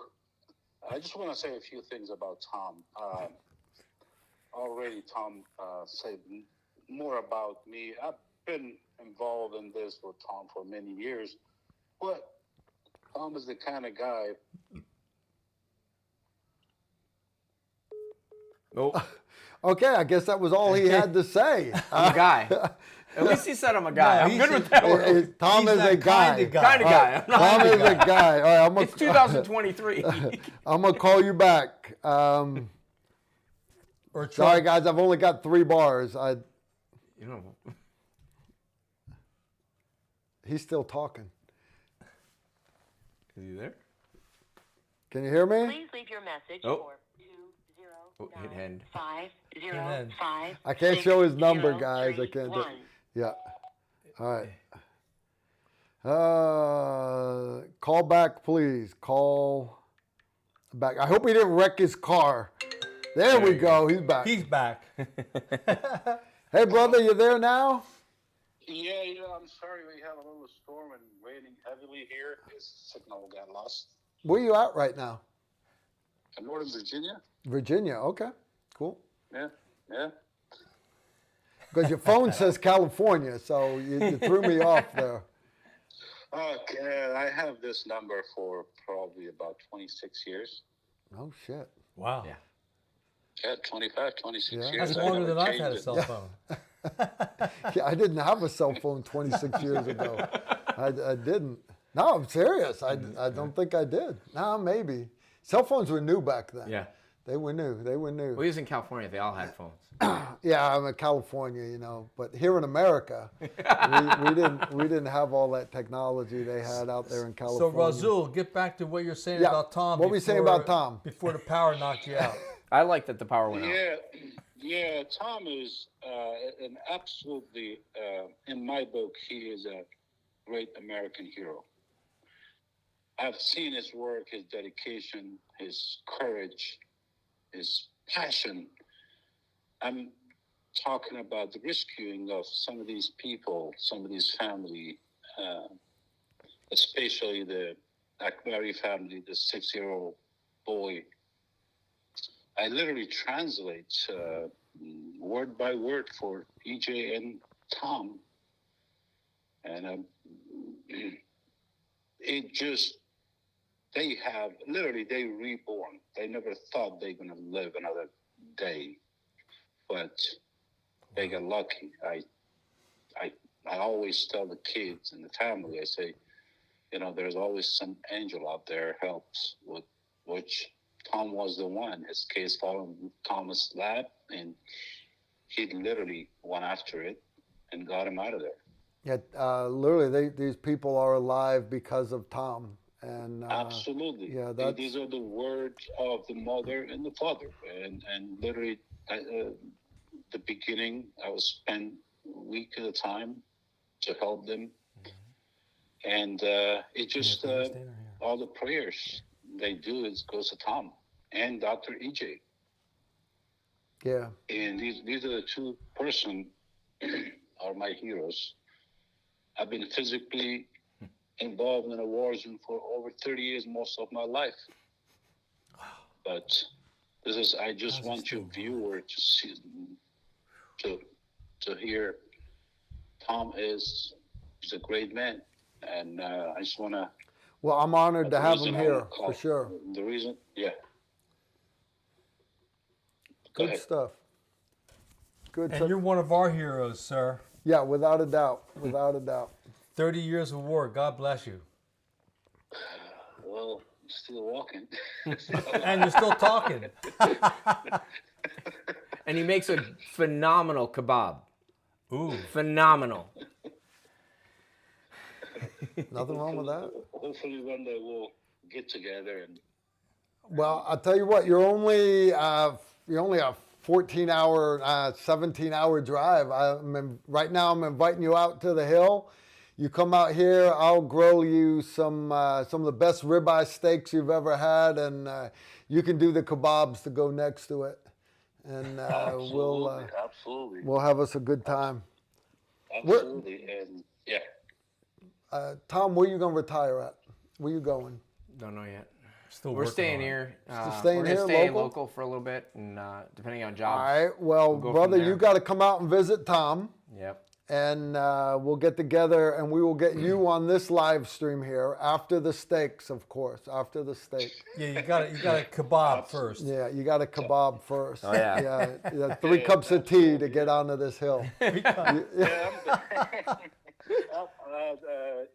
Dr. EJ, I will be at his ceremony. Yep. They'll be here. That's in right. December. Yeah. They'll be here in December. December. Yeah, with John. December 7th. Yeah, John. December will be there. 7th. Pearl Harbor Day. Shit, where am I December 7th? Well, hopefully a fifth group. But, Yeah, that's hopefully up a to 5th group. Yeah.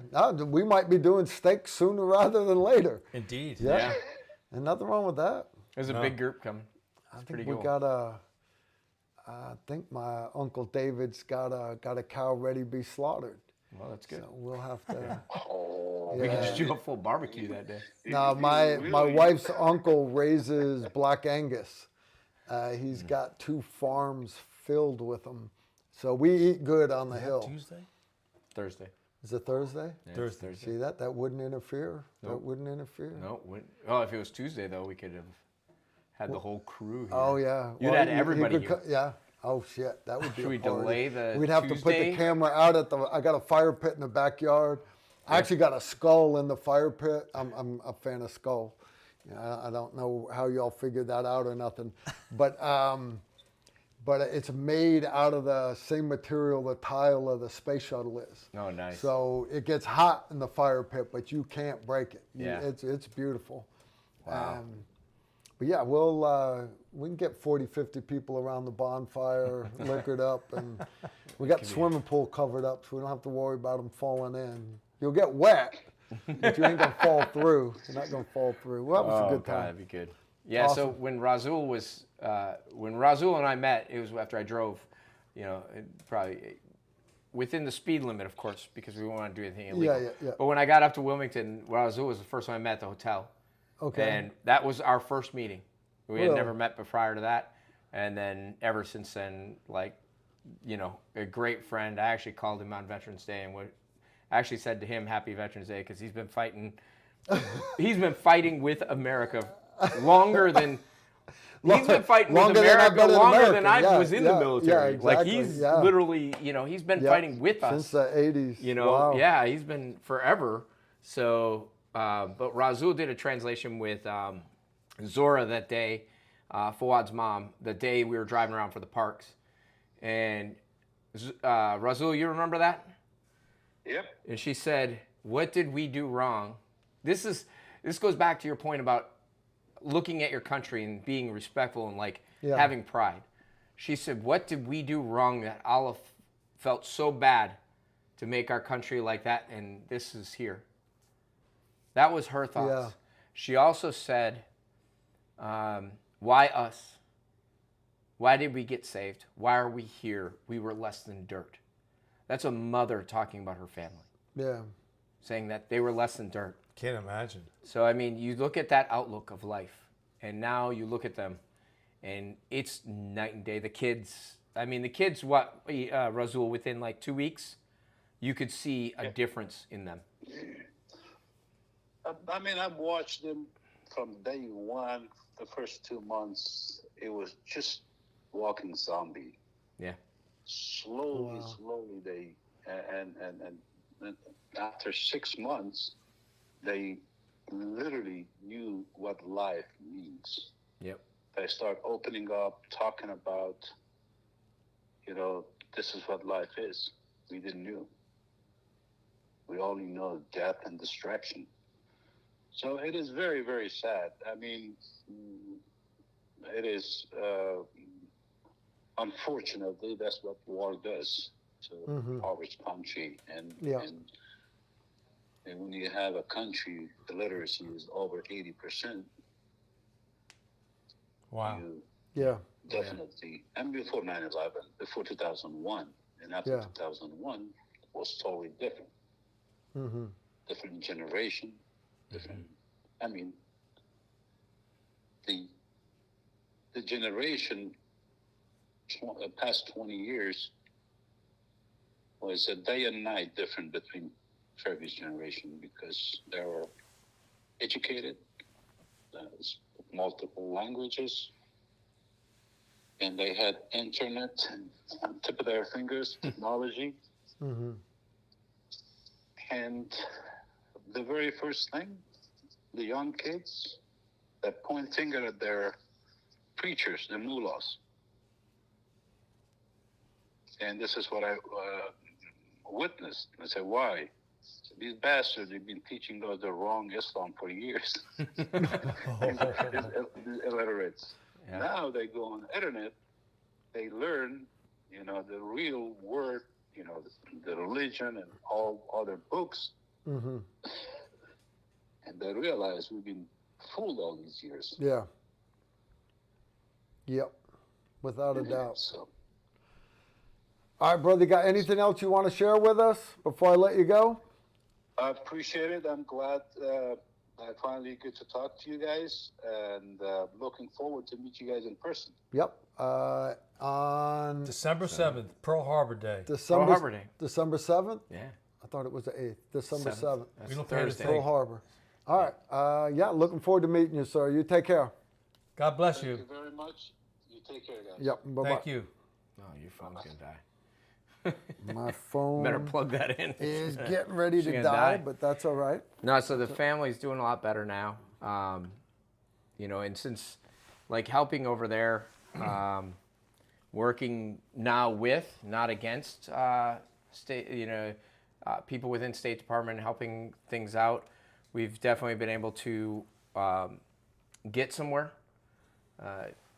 I couldn't tell you how many people I've helped because I don't know. I never kept track of numbers because, I'm never going to talk about myself. It was never vanity for me. I know it wasn't vanity, but over the course of these 2 years, 2+ years, at one point I can remember you saying, "I think I've helped about 100," and then a few months later, helped about 150. But again, it was approximate. Yeah. And then it was over 200 people, Americans, Afghans who were loyal to and worked with Special Forces, and you were there for them in a big way. After our government walked away and left them there. Yeah, they done pissed me off. Some of the shit our government has done. Just for a politician to say, "I end the war," when it really was get that beginning. check. Oh yeah. And we're still working. A lot of people think it's over, it's done with, right? And that there's no more. Afghanistan's in the past, right? We have the current situation going on. Israel, we had we had Ukraine. We had, so you have all these things that took place. But guess what? I still have. I think I'm tracking about 50 to 75 more people. And there's groups out there. Yeah. There's groups out there that far more than I do. Yeah. I'm just, I hate to say that, I'm just one person, but I'm one person. Where is that one? Is that Maine? That might be Marwa, his cousin. She speaks English. This you want me to take this one? See what it is. Hello. Hi. Hi. This is Mara. I don't know if you're really recognized. I wasn't sure if I could hop on today on the podcast. Sure, we but would love for you to hop on. Yeah. Marwa, you're awesome. You called. Yeah, I wasn't sure if I could do it, but I really wanted to hop on and just say that really, me and my whole family really appreciate everything that Tom did. It really does seem unbelievable, and even right now when I was just hearing the story and when Tom was talking about it, it really seemed like it was a dream. And last year, like a year and a half ago, or when we just started 2 years ago, it just seemed like an impossible thing. It really wouldn't have been possible without all Tom's help and advocating and pushing through. And as Tom had said before, that he promised me that he'll stop once the family's here. He really did fulfill his promise, which I would be thankful for the rest of my life. So I really wanted to hop on and wanted to say that I really, and my whole family, appreciated everything that Tom did for the family and my cousin, and really did give him another chance to live. And their whole family's here now. So Yeah. the Akbari family is, Fawad is Marwa, who's on the phone right now. That's his cousin. So, funny story, not funny, Marwa, not very likable. Marwa and her mom decided to take a little vacation in 2022 to Afghanistan. So I had to get them out. And then I was able to get them out, her stepdad and her grandma. Well, that's awesome. So that is awesome. He totally helped a lot. And honestly, as I said, there's no words that could ever express how much we appreciate him and how much thankful we are to him, and also Dr. EJ for doing all the procedures on Fawad and helping him through this 1 year that he's been here medically. So yeah, I just wanted to hop on and show appreciation say what we feel for all the help both Tom and Dr. EJ has done. Well, that's awesome. I appreciate you calling in and letting us know that. That's awesome. Yeah, thank you guys for doing this podcast. Well, yeah, and also we've come to admire you and how cool you are under fire, young lady. Keep up the good work, and God bless you. Thank you. Yeah, bye. Bye-bye. She hung up on us, guys. No, that's been awesome. Marwa's a woman of few words, going to college now. It's not plugged in at the other end, so you want my me to go phone's plug it in? getting ready to die. Matt, you're the guest. I can walk around. Trying to get my wife to come plug in my phone for me. I have a cord. I have like a. I have a little bit of an echo here. They'll take care of you. Let me get that. I don't want your phone to die. Tear up my stuff, dude. Don't tear up my stuff. I'm trying not to. I got to figure out where you're plugged in. Where I go. No, I'm not, though. You are plugged in. No, I'm not. Oh. It's not. Is that the one over there? This one right here, dude. Yeah, it's plugged in. All right. 100% that's plugged in. Here, ready? Wait, I'm going to do this without knocking anything down. Look. Okay. But see, this is one of my wife's cords. Yeah, it's broke. So here's what we're going to do. Will you hand me that cord? Hang on. Let me get you. Before you yank the whole thing down and we end up with no anything. My wife dealing with technical difficulties loves her cords, except she don't take care of them. So when I need a cord, I grab a cord. You know what that cord reminds me of? And then my cords don't work because I've got broke cords laying everywhere. So we are gonna make sure I never, ever, ever use this cord again. Hey, you know what that cord reminded me of? The old phone cords you used to have in the kitchen that Mom would be on walking around the kitchen. Guys, I don't with that ask 20-foot for much, long phone cord. You know? I don't ask for much. That one's, by the way, that's got the wrong end on it. Does that have a lightning cord at the other end? Are you sure? Here, hand it to me. Dang it, I'm gonna move this. Oh, that's as far as you get. Closer. All right, guys. You're going to have to move your phone We're closer. back. We're back. Hold on. Oh, my God. My phone is charging. Alhamdulillah. Now I have to stand here like when I was a kid with my dad. Hold the antenna this way. Hang on, I got to move the table a little bit. If a cord doesn't work, throw the bitch away. All right? Okay. Stay. All right, we're back. All right, John. So, how about you, man? You were talking earlier about. You're showing me this fine little Well, yeah, pamphlet just right as here. changing topics dramatically. This is a copy of the Sentinel, which is You got it. There you a monthly newsletter from the Special Forces Association, chapter number 78. 78. I'm in chapter 38, He's in and we don't 38 have a here. sexy flyer. And on this story, We don't. there's a story written by the recent Medal of Honor recipient, Colonel Paris Davis. And in it, he wrote an article supporting an effort that is now being pushed forward by the Special Operations Association in an effort to have the SOG operation receive the Congressional Gold Medal. And so in the Sentinel, you can go online to SFA Chapter 78, go to the newsletter, and this is the November edition. And in it, you'll read Colonel Davis's story, as well as the story about John Cabbiani, a SOG sergeant who was at Hickory when it got overrun by the NVA in 1971. There we go. Now it's working. Became a POW, and then escaped, and they've written a book on John. There's an excerpt from the book in the Sentinel. So, again, please feel free to go to that. And there is the effort to move forward to get the Congressional Gold Medal for the SOG operation in and of itself. Yeah, right. Because you guys have heard me say these guys are my legends. They really are. And Oh, yeah, like 100%. Tom's like, literally. And we did.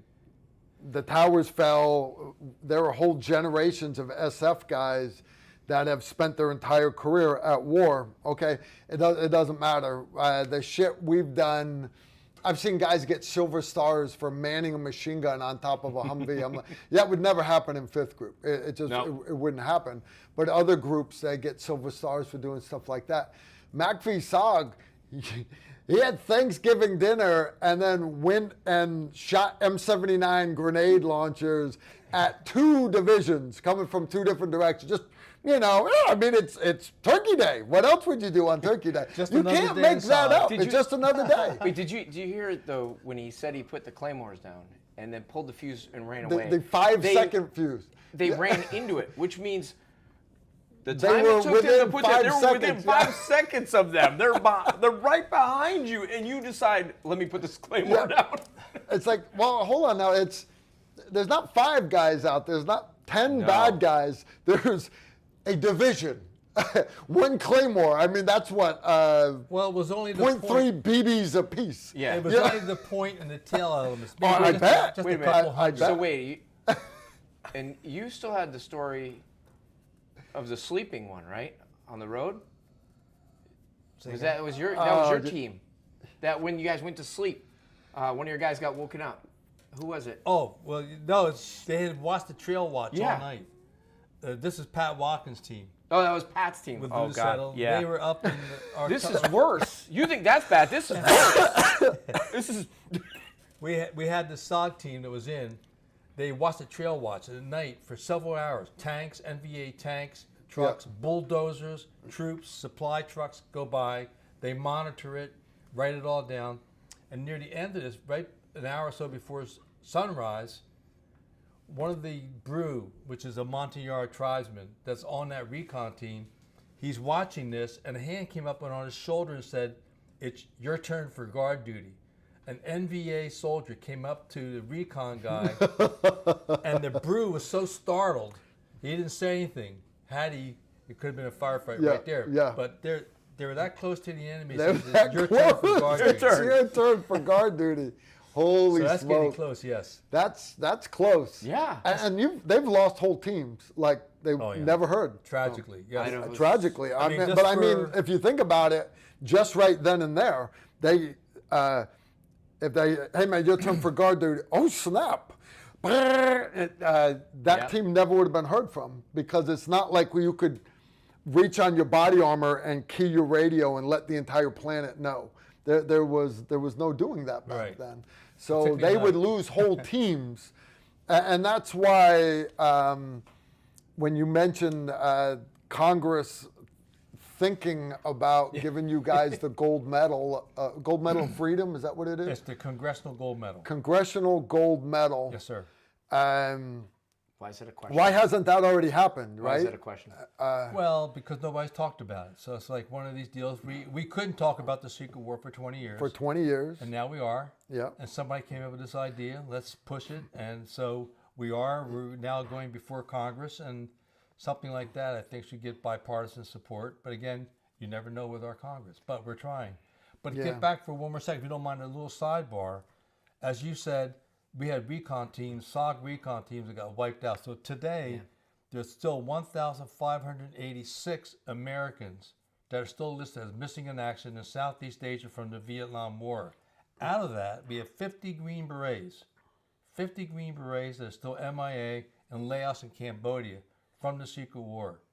We've documented 83 aviators from Army, Marine Corps, and Air Force aviators who put their lives on the line, paid the supreme price supporting our teams on the ground during the secret war for 8 years.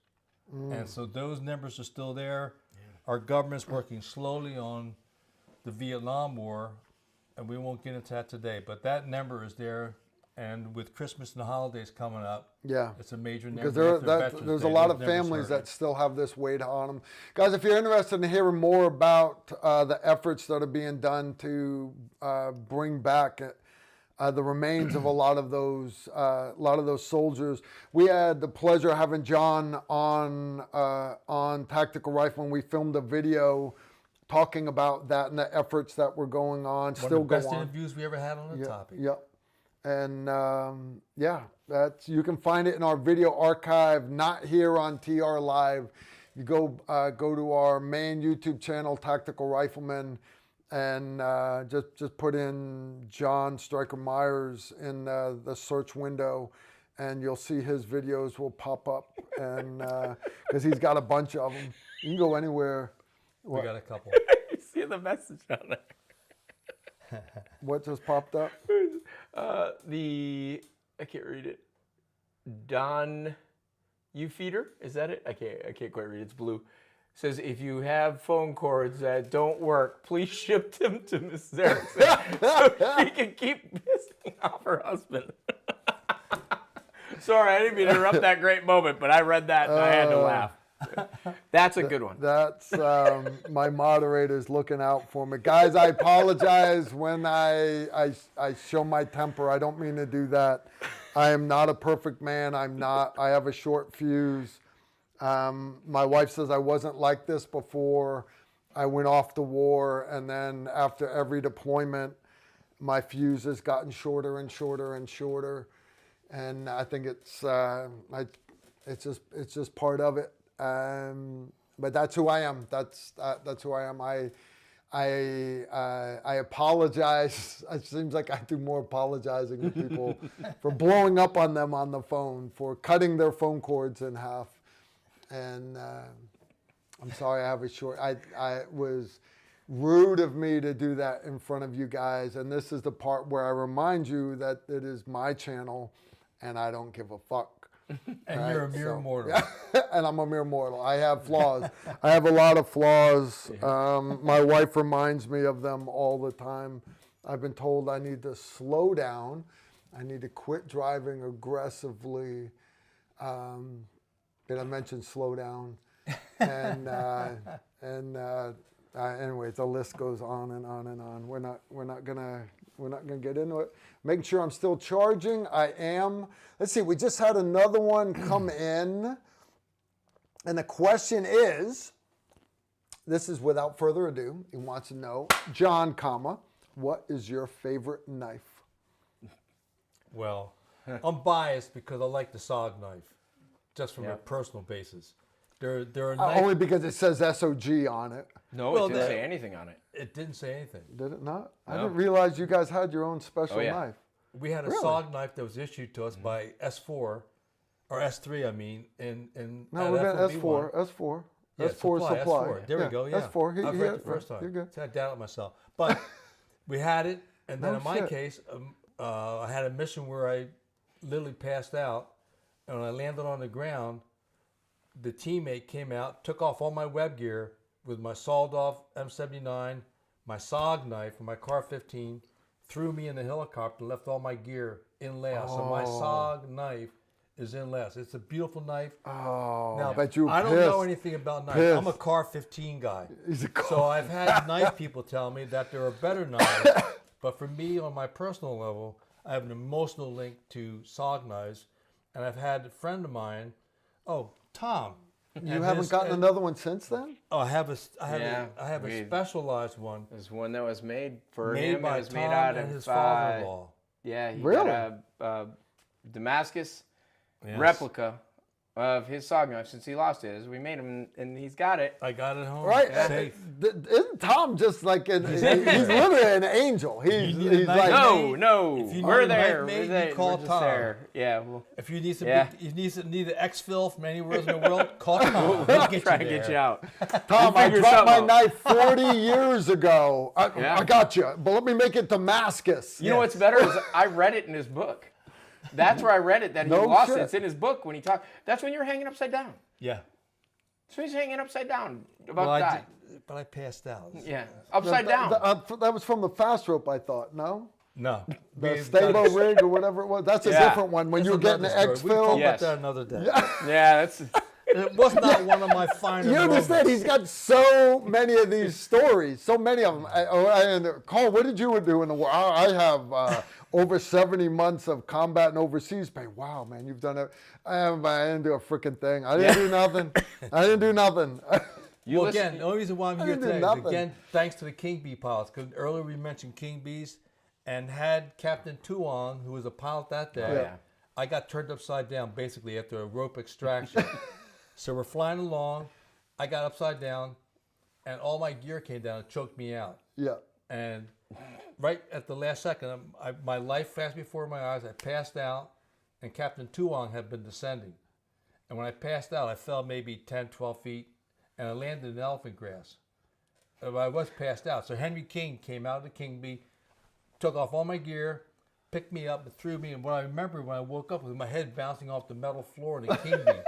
in oil. I was or very hydraulic happy fluid. to be, right. And you was see happy how to he be had to alive. word it a certain way, because if he just went, so I was with a bunch of Asian males and I got choked out. It You goes understand over how the the story goes a different direction, right? be. There's one time in Thailand. This one time in Thailand, I got choked out by a bunch of Asian males. No. It sounds better when you tell it. Yeah. All right, now, but my question though is, you got it from S4. Yes. What'd you do your next op? Obviously, you got more I kit. went to the K-bar. You went to a K-bar, so you never got another SOG knife the rest not. of your life. Never. No. God Not almighty. until Tom and his father-in-law. Yeah, we made it. Every deployment, back in the day. every Gave it to deployment, like if we had 3 new guys on the A team, and we had our sexy Benchmade switchblades and our Oakley sunglasses,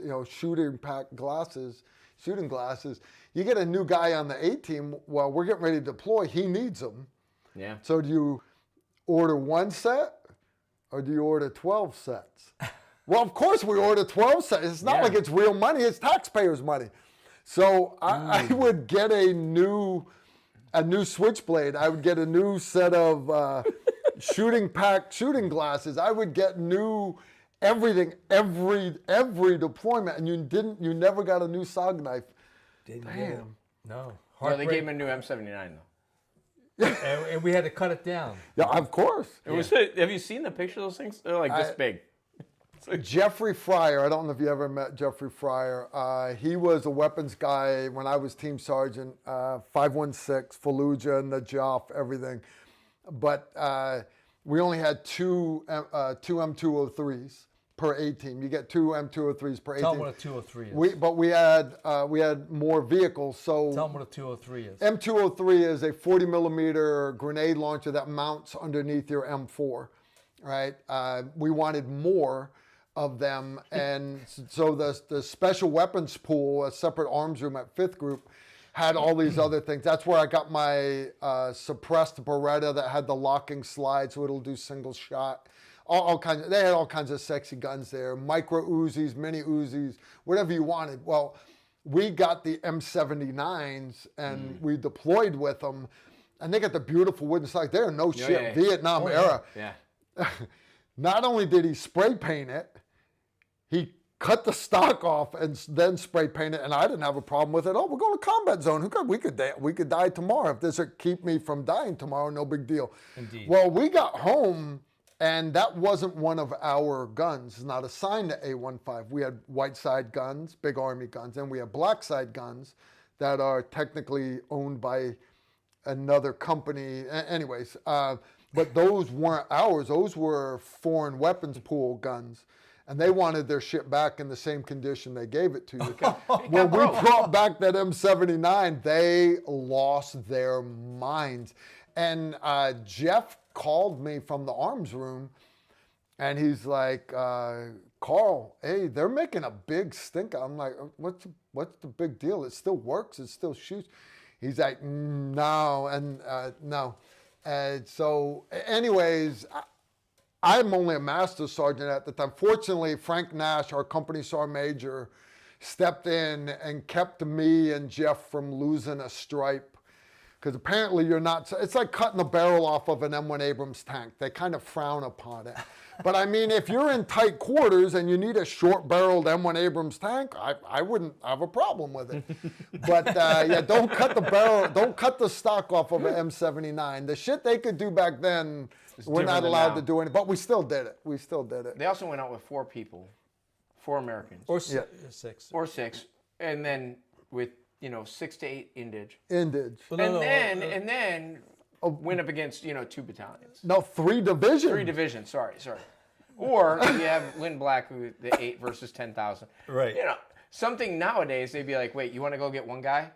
All right, hey, we need 3 we need divisions. 400. We need 3 divisions so we can go get this one guy who's not a threat. So there's a difference. I have seen the varsity team hit a target, and it would have 3 predators. Yeah. 3 predators assigned to that single mission. Yep.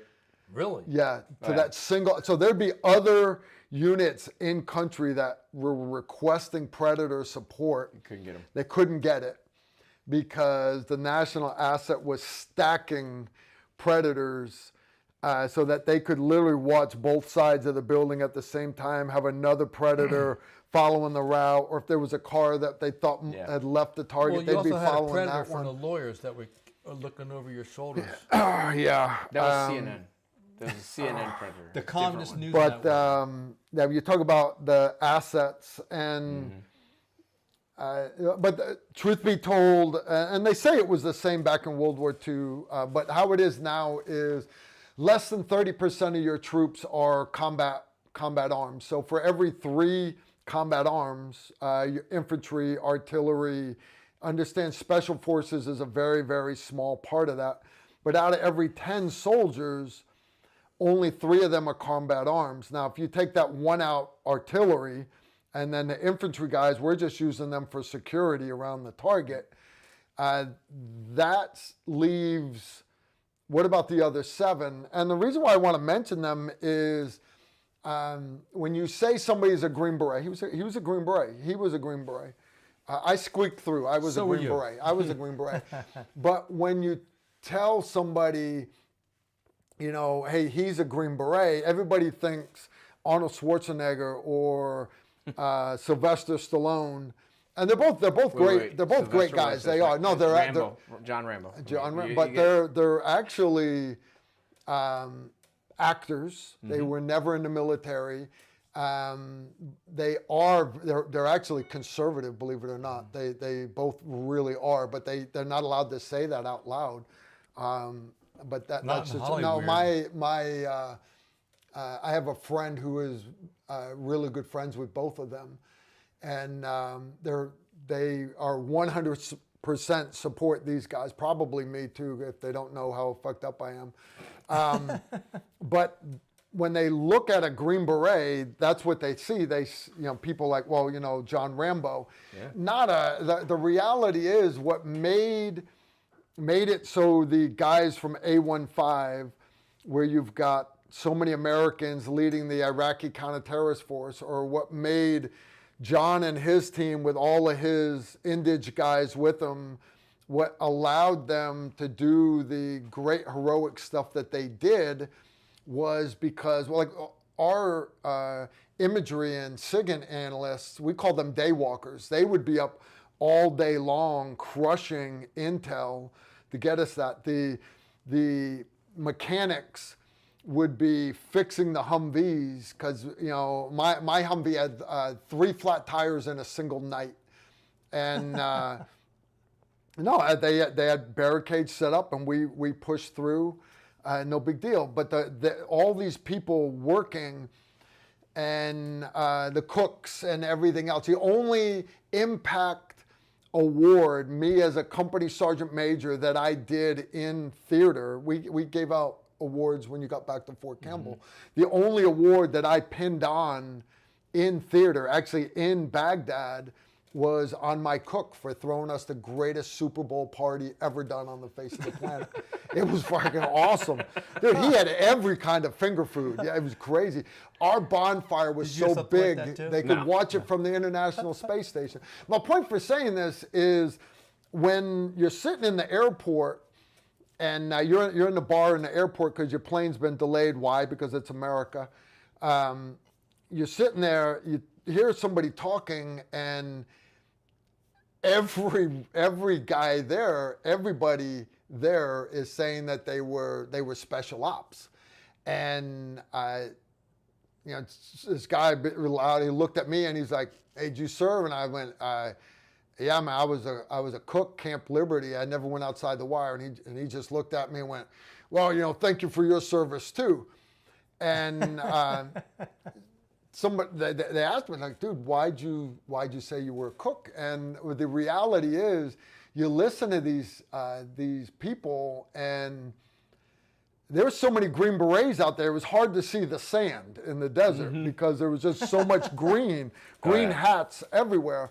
And I'm not bashing them, but my thing is, we could never have done any of our ops, not any of them, without the rest of the team. Yeah. And that's just the truth. And I had a colonel explain it to me. He's like, you are, as a Green Beret, you are an enabler. Your job as a Green Beret, if you're doing strategic reconnaissance behind enemy lines, you're gathering intel for Big Army. If you are doing unconventional warfare, you are behind enemy lines, becoming a nuisance for the enemy so that the enemy can't focus on the conventional military. You are an enabler. You are not one of the big chess pieces. You are an enabler. You are basically like the cook and the mechanic. Mm-hmm. And I was like, you kind of busted my bubble here, but I understand that. Okay. And you watch the infantry guys, they're guarding the checkpoints and guarding concertina wire, and they're getting shot at all day long. I never put on body armor or nothing until we were getting ready to go outside the wire, and we were going out looking for a fight. I never had to sit there and worry about constantly being shot at while I was guarding. So my hat's off to everybody in the military. If you ever served, please don't think, Carl's up on a pedestal because I did anything special. These guys did some crazy ass shit. But not me personally. There's no way I could do a lot of the other stuff that the people did in the military. But no matter how big or small your job was, please, thank you for your service indeed. And don't get disheartened when you see all the bullshit that the politicians have done. And I see it all the time in the comment section. People saying, well, how does it feel that, you guys should have never been in Iraq to begin with, and you're just fighting for oil for that. Brother, we didn't get any oil from the Iraqis. It's not like we took over the country and just started filling trucks up with oil and sending it down to Kuwait. That shit wasn't happening. I was not there because one president or another president told me to do it. I was there because in my mind, I'm proud to be an American and I'm willing to do what's necessary to keep the fight on the other shore before and delay it coming to America. So that's my whole take on it. Yeah, we're a team. We're a team effort, indeed. We're a team effort. Well, but getting back to you for a second, I never had an instant where I'd be driving a Humvee and park when I'm firing my minigun, and then you asked the driver to drive, and the driver told you he couldn't because the shell cases that you had just shot covered his windshield. I never had that. And that's an experience that you had firing your minigun from a Humvee. You had miniguns in Vietnam. They're just being used to help save your ass. I've never been in such a bad area that miniguns. Yeah. We couldn't figure out how to carry it. What was it? Puff the ground. Where do you want it? And John Wayne just kind of leans out. Put it on the camp. Those people have it. Ain't no colonel said those people have it. No, oh no, that's because it was a PG movie. You had to, that's how they had to word it. But you guys calling in close air, danger close. Not one of mine. Uh-oh. She's reminding me. Okay. To answer questions.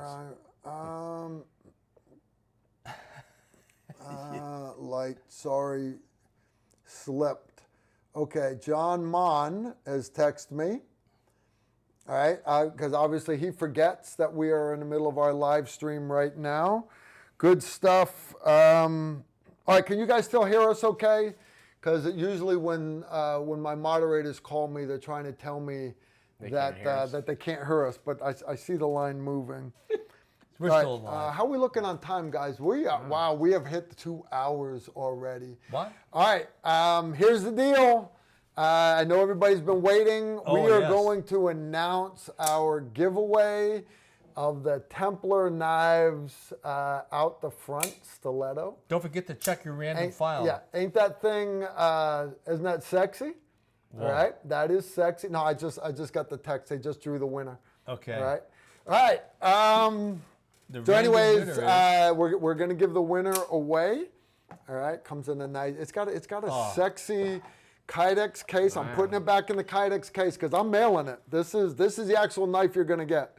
Or I'll leave with one of the two. Now, if you guys want to get your hands on one of these, TemplarKnives.com.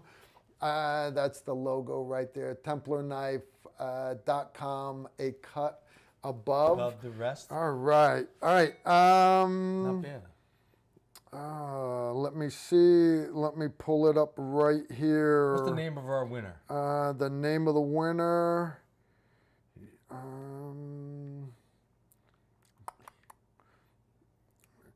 It is Romley. How do you say that? Well, I need my reading glasses for this one. All right. The name of my winner is Romley Baxley. Romley Baxley. That's not bad, right? All right, guys. Yeah, Romley Baxley. All right, so congratulations to Romley Baxley. All right, donate if you can put it in the chat room for him. Romley Baxley is our winner tonight. All right, you guys want to keep going? You want to go long tonight, or are you ready to wrap it up? We're here for a duration. How about you guys? You want to go a little bit longer? They're racking out on the couch tonight, anyways. We're here all night long, so I'll tell you what. Let's go a little bit longer tonight. We never go long. We can go a little bit longer. My wife's wanting to get in the hot tub, probably. Probably. That's okay. No, probably not. Probably not. She's already in the hot tub. You're done. I am already out of coffee, though. All right, we'll go a few more minutes. All right, one more story. We doing Tom's story? Tom, it's got to be Tom. Got to be a Tom story. All right. Because this is an exclusive first for Tactical Rifleman Productions. All right. So this do you want to do a Romley? Congratulations, by the way. Indeed. Romley, what you're going to do is you're going to reach out to me on Instagram. All right, they've already notified you on Instagram that you won, and you should be good to go. All right, one of my moderators has got to. Okay, my moderators has got to take off. All right, for my moderators that got to go. Hit the road. Thank you for helping us tonight. I appreciate it. I really do. Couldn't have done it without them. Definitely could not have done it for my moderators tonight. All right, Tom, you've got this story to wrap us up tonight. Give us a good one more of your Afghan stories. You had a few. Yeah, I mean, there's been a lot. There's been. Well, you could do an A15 story. Then we just talk about drinking. Most of my stories. Wow. Okay. How I would many say times you run out of bail money? Yeah. We did hard target defeat. yeah. Hard targets to drink. No, let's keep it above board now, ladies and gentlemen.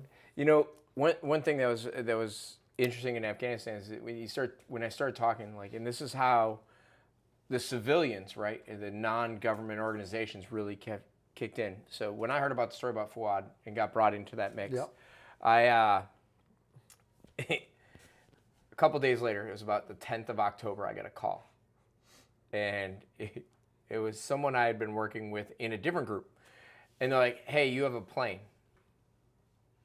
This is in October 10th, or it's like right around the 10th, and I was like, "What do you mean I have a plane? I don't really have a plane." They're like, "No, you have a plane." I'm like, "No, I could use a plane. Do you have one you can give me?" "No, you have a plane." I'm like, "What are you talking about?" And they're like, "You have a plane. I need your manifest." I'm like, "What do you mean?" Like, "Send me a manifest." I'm like, "How big is the plane?" They're like, "It's 150, or actually it was 200 seats in the beginning." And I was like, shit. Wow. "Wait, are you You talking got a about like I actually got a plane?" They're like, "Yeah." And I was like, "Where'd the plane come from?" Like, "You have a plane. I need your manifest." Okay, so I want to ask where I got the plane.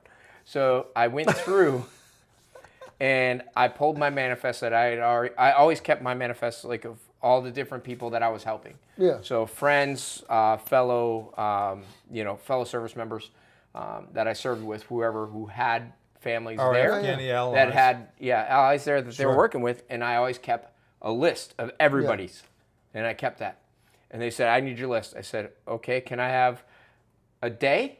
I just want to make sure it's all set, like nobody got someone out that I have them." "Yep, you got till tomorrow." I said, "Cool." Called everybody up, said, "Hey, I need to confirm these are your people, and they're good to go." Got it back, boom, and October 17th of 2021, we got the last NGO flight out, flew to UAE. Wow. As somehow I inherited this plane. And come to find out later, it wasn't even American. It was through the UK, but I'm not quite sure how that all transpired. But it was. Anyway, I got a plane, and And the whole time, 5th Special Forces Group's got no ideas you're doing this shit part time. So they knew. What a hobby. Well, certain ones did because we actually went to one of our commanders. Good people will support other good things. people There's doing the good things. SFCYA factor. Yeah, There is that, but it was all done above board in the way we did it because we couldn't. Obviously, there's certain things you couldn't do because of clearances and stuff, and you had to Exactly. But we still did it. The thing is, it wasn't. This was like my moment, which I don't really like, but I'm taking it anyway. But it's because I don't talk about myself, but it's like hearing those guys talk makes me proud. Hearing Razul, Marwa, and EJ say things, and John does it too. But at the same point, it's not just me. There's literally tons of people I know and I've met and I've become friends with. I actually, side note on that one, I actually somehow got written up in a paper that I graduated at West Point in 1994. Awesome. Considering I graduated high school a little bit before that, like a year. But, hey, no big deal. So great. It helped me. But I've made friends with a lot of people through this. Got to see a lot of positives in Americans and in people, in willing to help people who are less, some would say they don't deserve, but I can tell you some of them might deserve a life here more than some that live Oh, here. yeah, for so sure. I will make that comment, but it's I think there's a lot to be said about that. That again, another tragedy, right? That what happened to those people was wrong, and people got together and pulled through. 9/11. 9/11 happened. What happened to this country? It all came together. Why does it take a tragedy for us to come together? Exactly. Why? Yeah. We're Americans. Like, this country's great. We're so diverse. We're so spread. Like, it's just, it boggles my mind that if you ever traveled overseas, and I don't, when I say travel overseas, I don't mean you went to France and Paris and you went to England and you went to, I'm saying travel overseas and see what poverty really looks like and what a nation, not just a couple of impoverished people, but I mean, I lived in Turkey for 1.5 years, and like I could tell you, it is not what people think it is. Oh, it's really beautiful. I'm like, yeah, if you go to the good places, it's really beautiful. Go to good places. Haiti. Iraq is beautiful. If you go to good places, Iraq is horrible when you go to a lot of other places, you know? Every country has its pluses and minuses. What about the Ukraine? I went to Ukraine in 15. It rains too much. Same thing. Ukraine, it's a shithole. I hate to say it, but there are very few places on the planet that don't fall into that category. And is that because of the corruption or just because of the land? Or not. I was over there working with their snipers and thermals and all this other stuff, 2015. But in Kyiv, for example, and I'll use architecture as, and I understand that's not a way to gauge all of society, but it is part of your makeup of a city, architecture. You can see how everything was beautiful architecture right up to the former Soviet Union, in which everything was then built gray and square with 700 square foot apartments for a family of 6, and just block after block after block of them. And then when Ukraine got their independence, they immediately threw the switch and went the opposite direction, the gaudy architecture. So like all the new stuff is overly gaudy. Yeah. And the roads are still shit. They're still cobblestone and the trolleys and trains and everything. And of course, you drive by the McDonald's because I know, like, really, there's a frickin' McDonald's in Kyiv. Oh yeah. It's the only place I'll eat McDonald's, by the way, is overseas. What's that? It's the only place I'll eat McDonald's overseas. Why? Because they actually have real food in McDonald's and overseas. Yeah. There's a 3-story, I don't know if it's still there, but back in the day, there was a 3-story McDonald's in Kuwait. It's still there. Still there? Yeah. I'm like, really? You got the level for the Kuwaitis, and there's only like 70-something thousand actual Kuwaitis. The rest are all migrant workers in the entire country. Yeah. Emiratis, same thing. It's like 10% of the population are Emiratis, and the rest are. And so you have a separate floor. If you're a Kuwaiti, you can go eat your you get to eat separate McChicken. Nuggets. Yeah. Anyways, funny stuff indeed.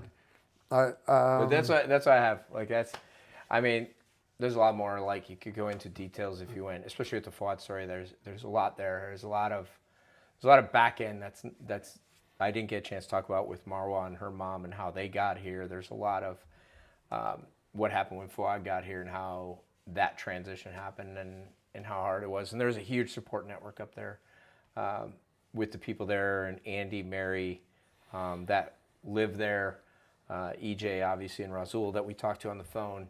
Like how much work they've done. Like when people say thank me, it's like I can't take the credit because it's not me. Everybody. It takes a team. Dude, somebody called you and said, you have a plane, I need a manifest. Yeah, it was weird. We got you a plane. I've never, anybody ever call you and say, I never had that problem. He got helicopters every day. Oh, but by the way, you got to hang from a rope underneath it. Upside down. Upside down. We can't and then get choked out by a bunch of Asian dudes. And then thrown into a helicopter filled with hydraulic fluid. We took all of his gear off of him. He was covered in lightly covered in hydraulic fluid, not CLP back then. Some kind of lubricant. Yes. Yeah. This went All way right, south all right. quick. We're going to keep this PG-13 here. We are. All right, guys, I want to thank you all for hanging out with us a little long tonight. We're coming up, we're only 15 minutes long. That's not bad. Not bad. We've done longer. Yeah, I want to thank Venture Surplus for sponsoring tonight's live stream. Again, you go to venturesurplus.com. They're having their big Black Friday sale.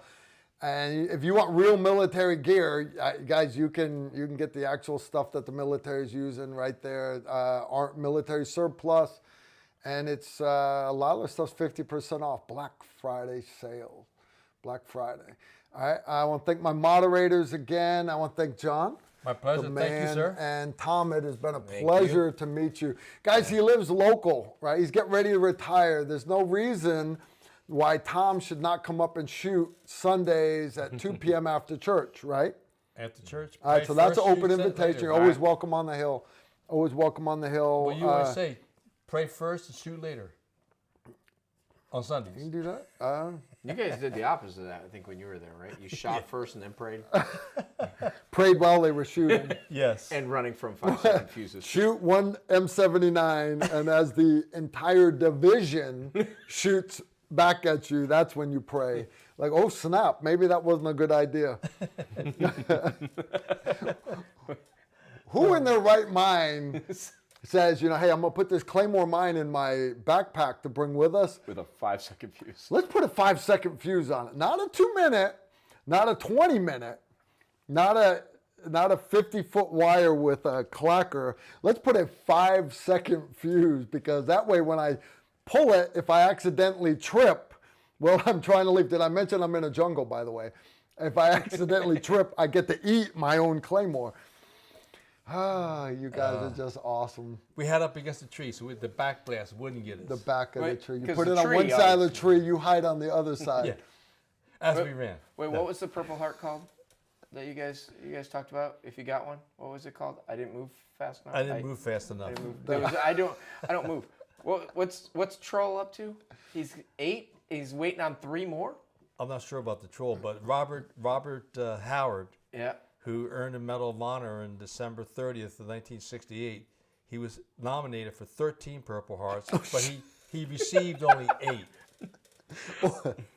13. Yeah. I'd be getting treated for shit like where I cut the windows open and they're like, hey, what do you do? I'm like, no, dude, the Marine standing next to me lost his arm. You're not putting me in for Purple Heart because I cut myself on some glass, right? Or No, the shrapnel. Marine lost his arm. And They're like, yeah, they're giving him. but no, but I know one Yeah. officer who got one, a bullet nicked the tip of his nose. He had a little cut, and he got a Purple Heart for it. I have another SF guy for perforated eardrums because a rocket went off near him. I'm like, what? They're like, and I'm like, what? And then because that was like happened all the time. It was everybody. All the time. Yeah. They're like, well, it'll help them when they retire, their VA benefits. And the whole time I'm like, that's gay. But now looking back, Like, I wish I could like take that. probably would have helped me with the VA. I hate the VA.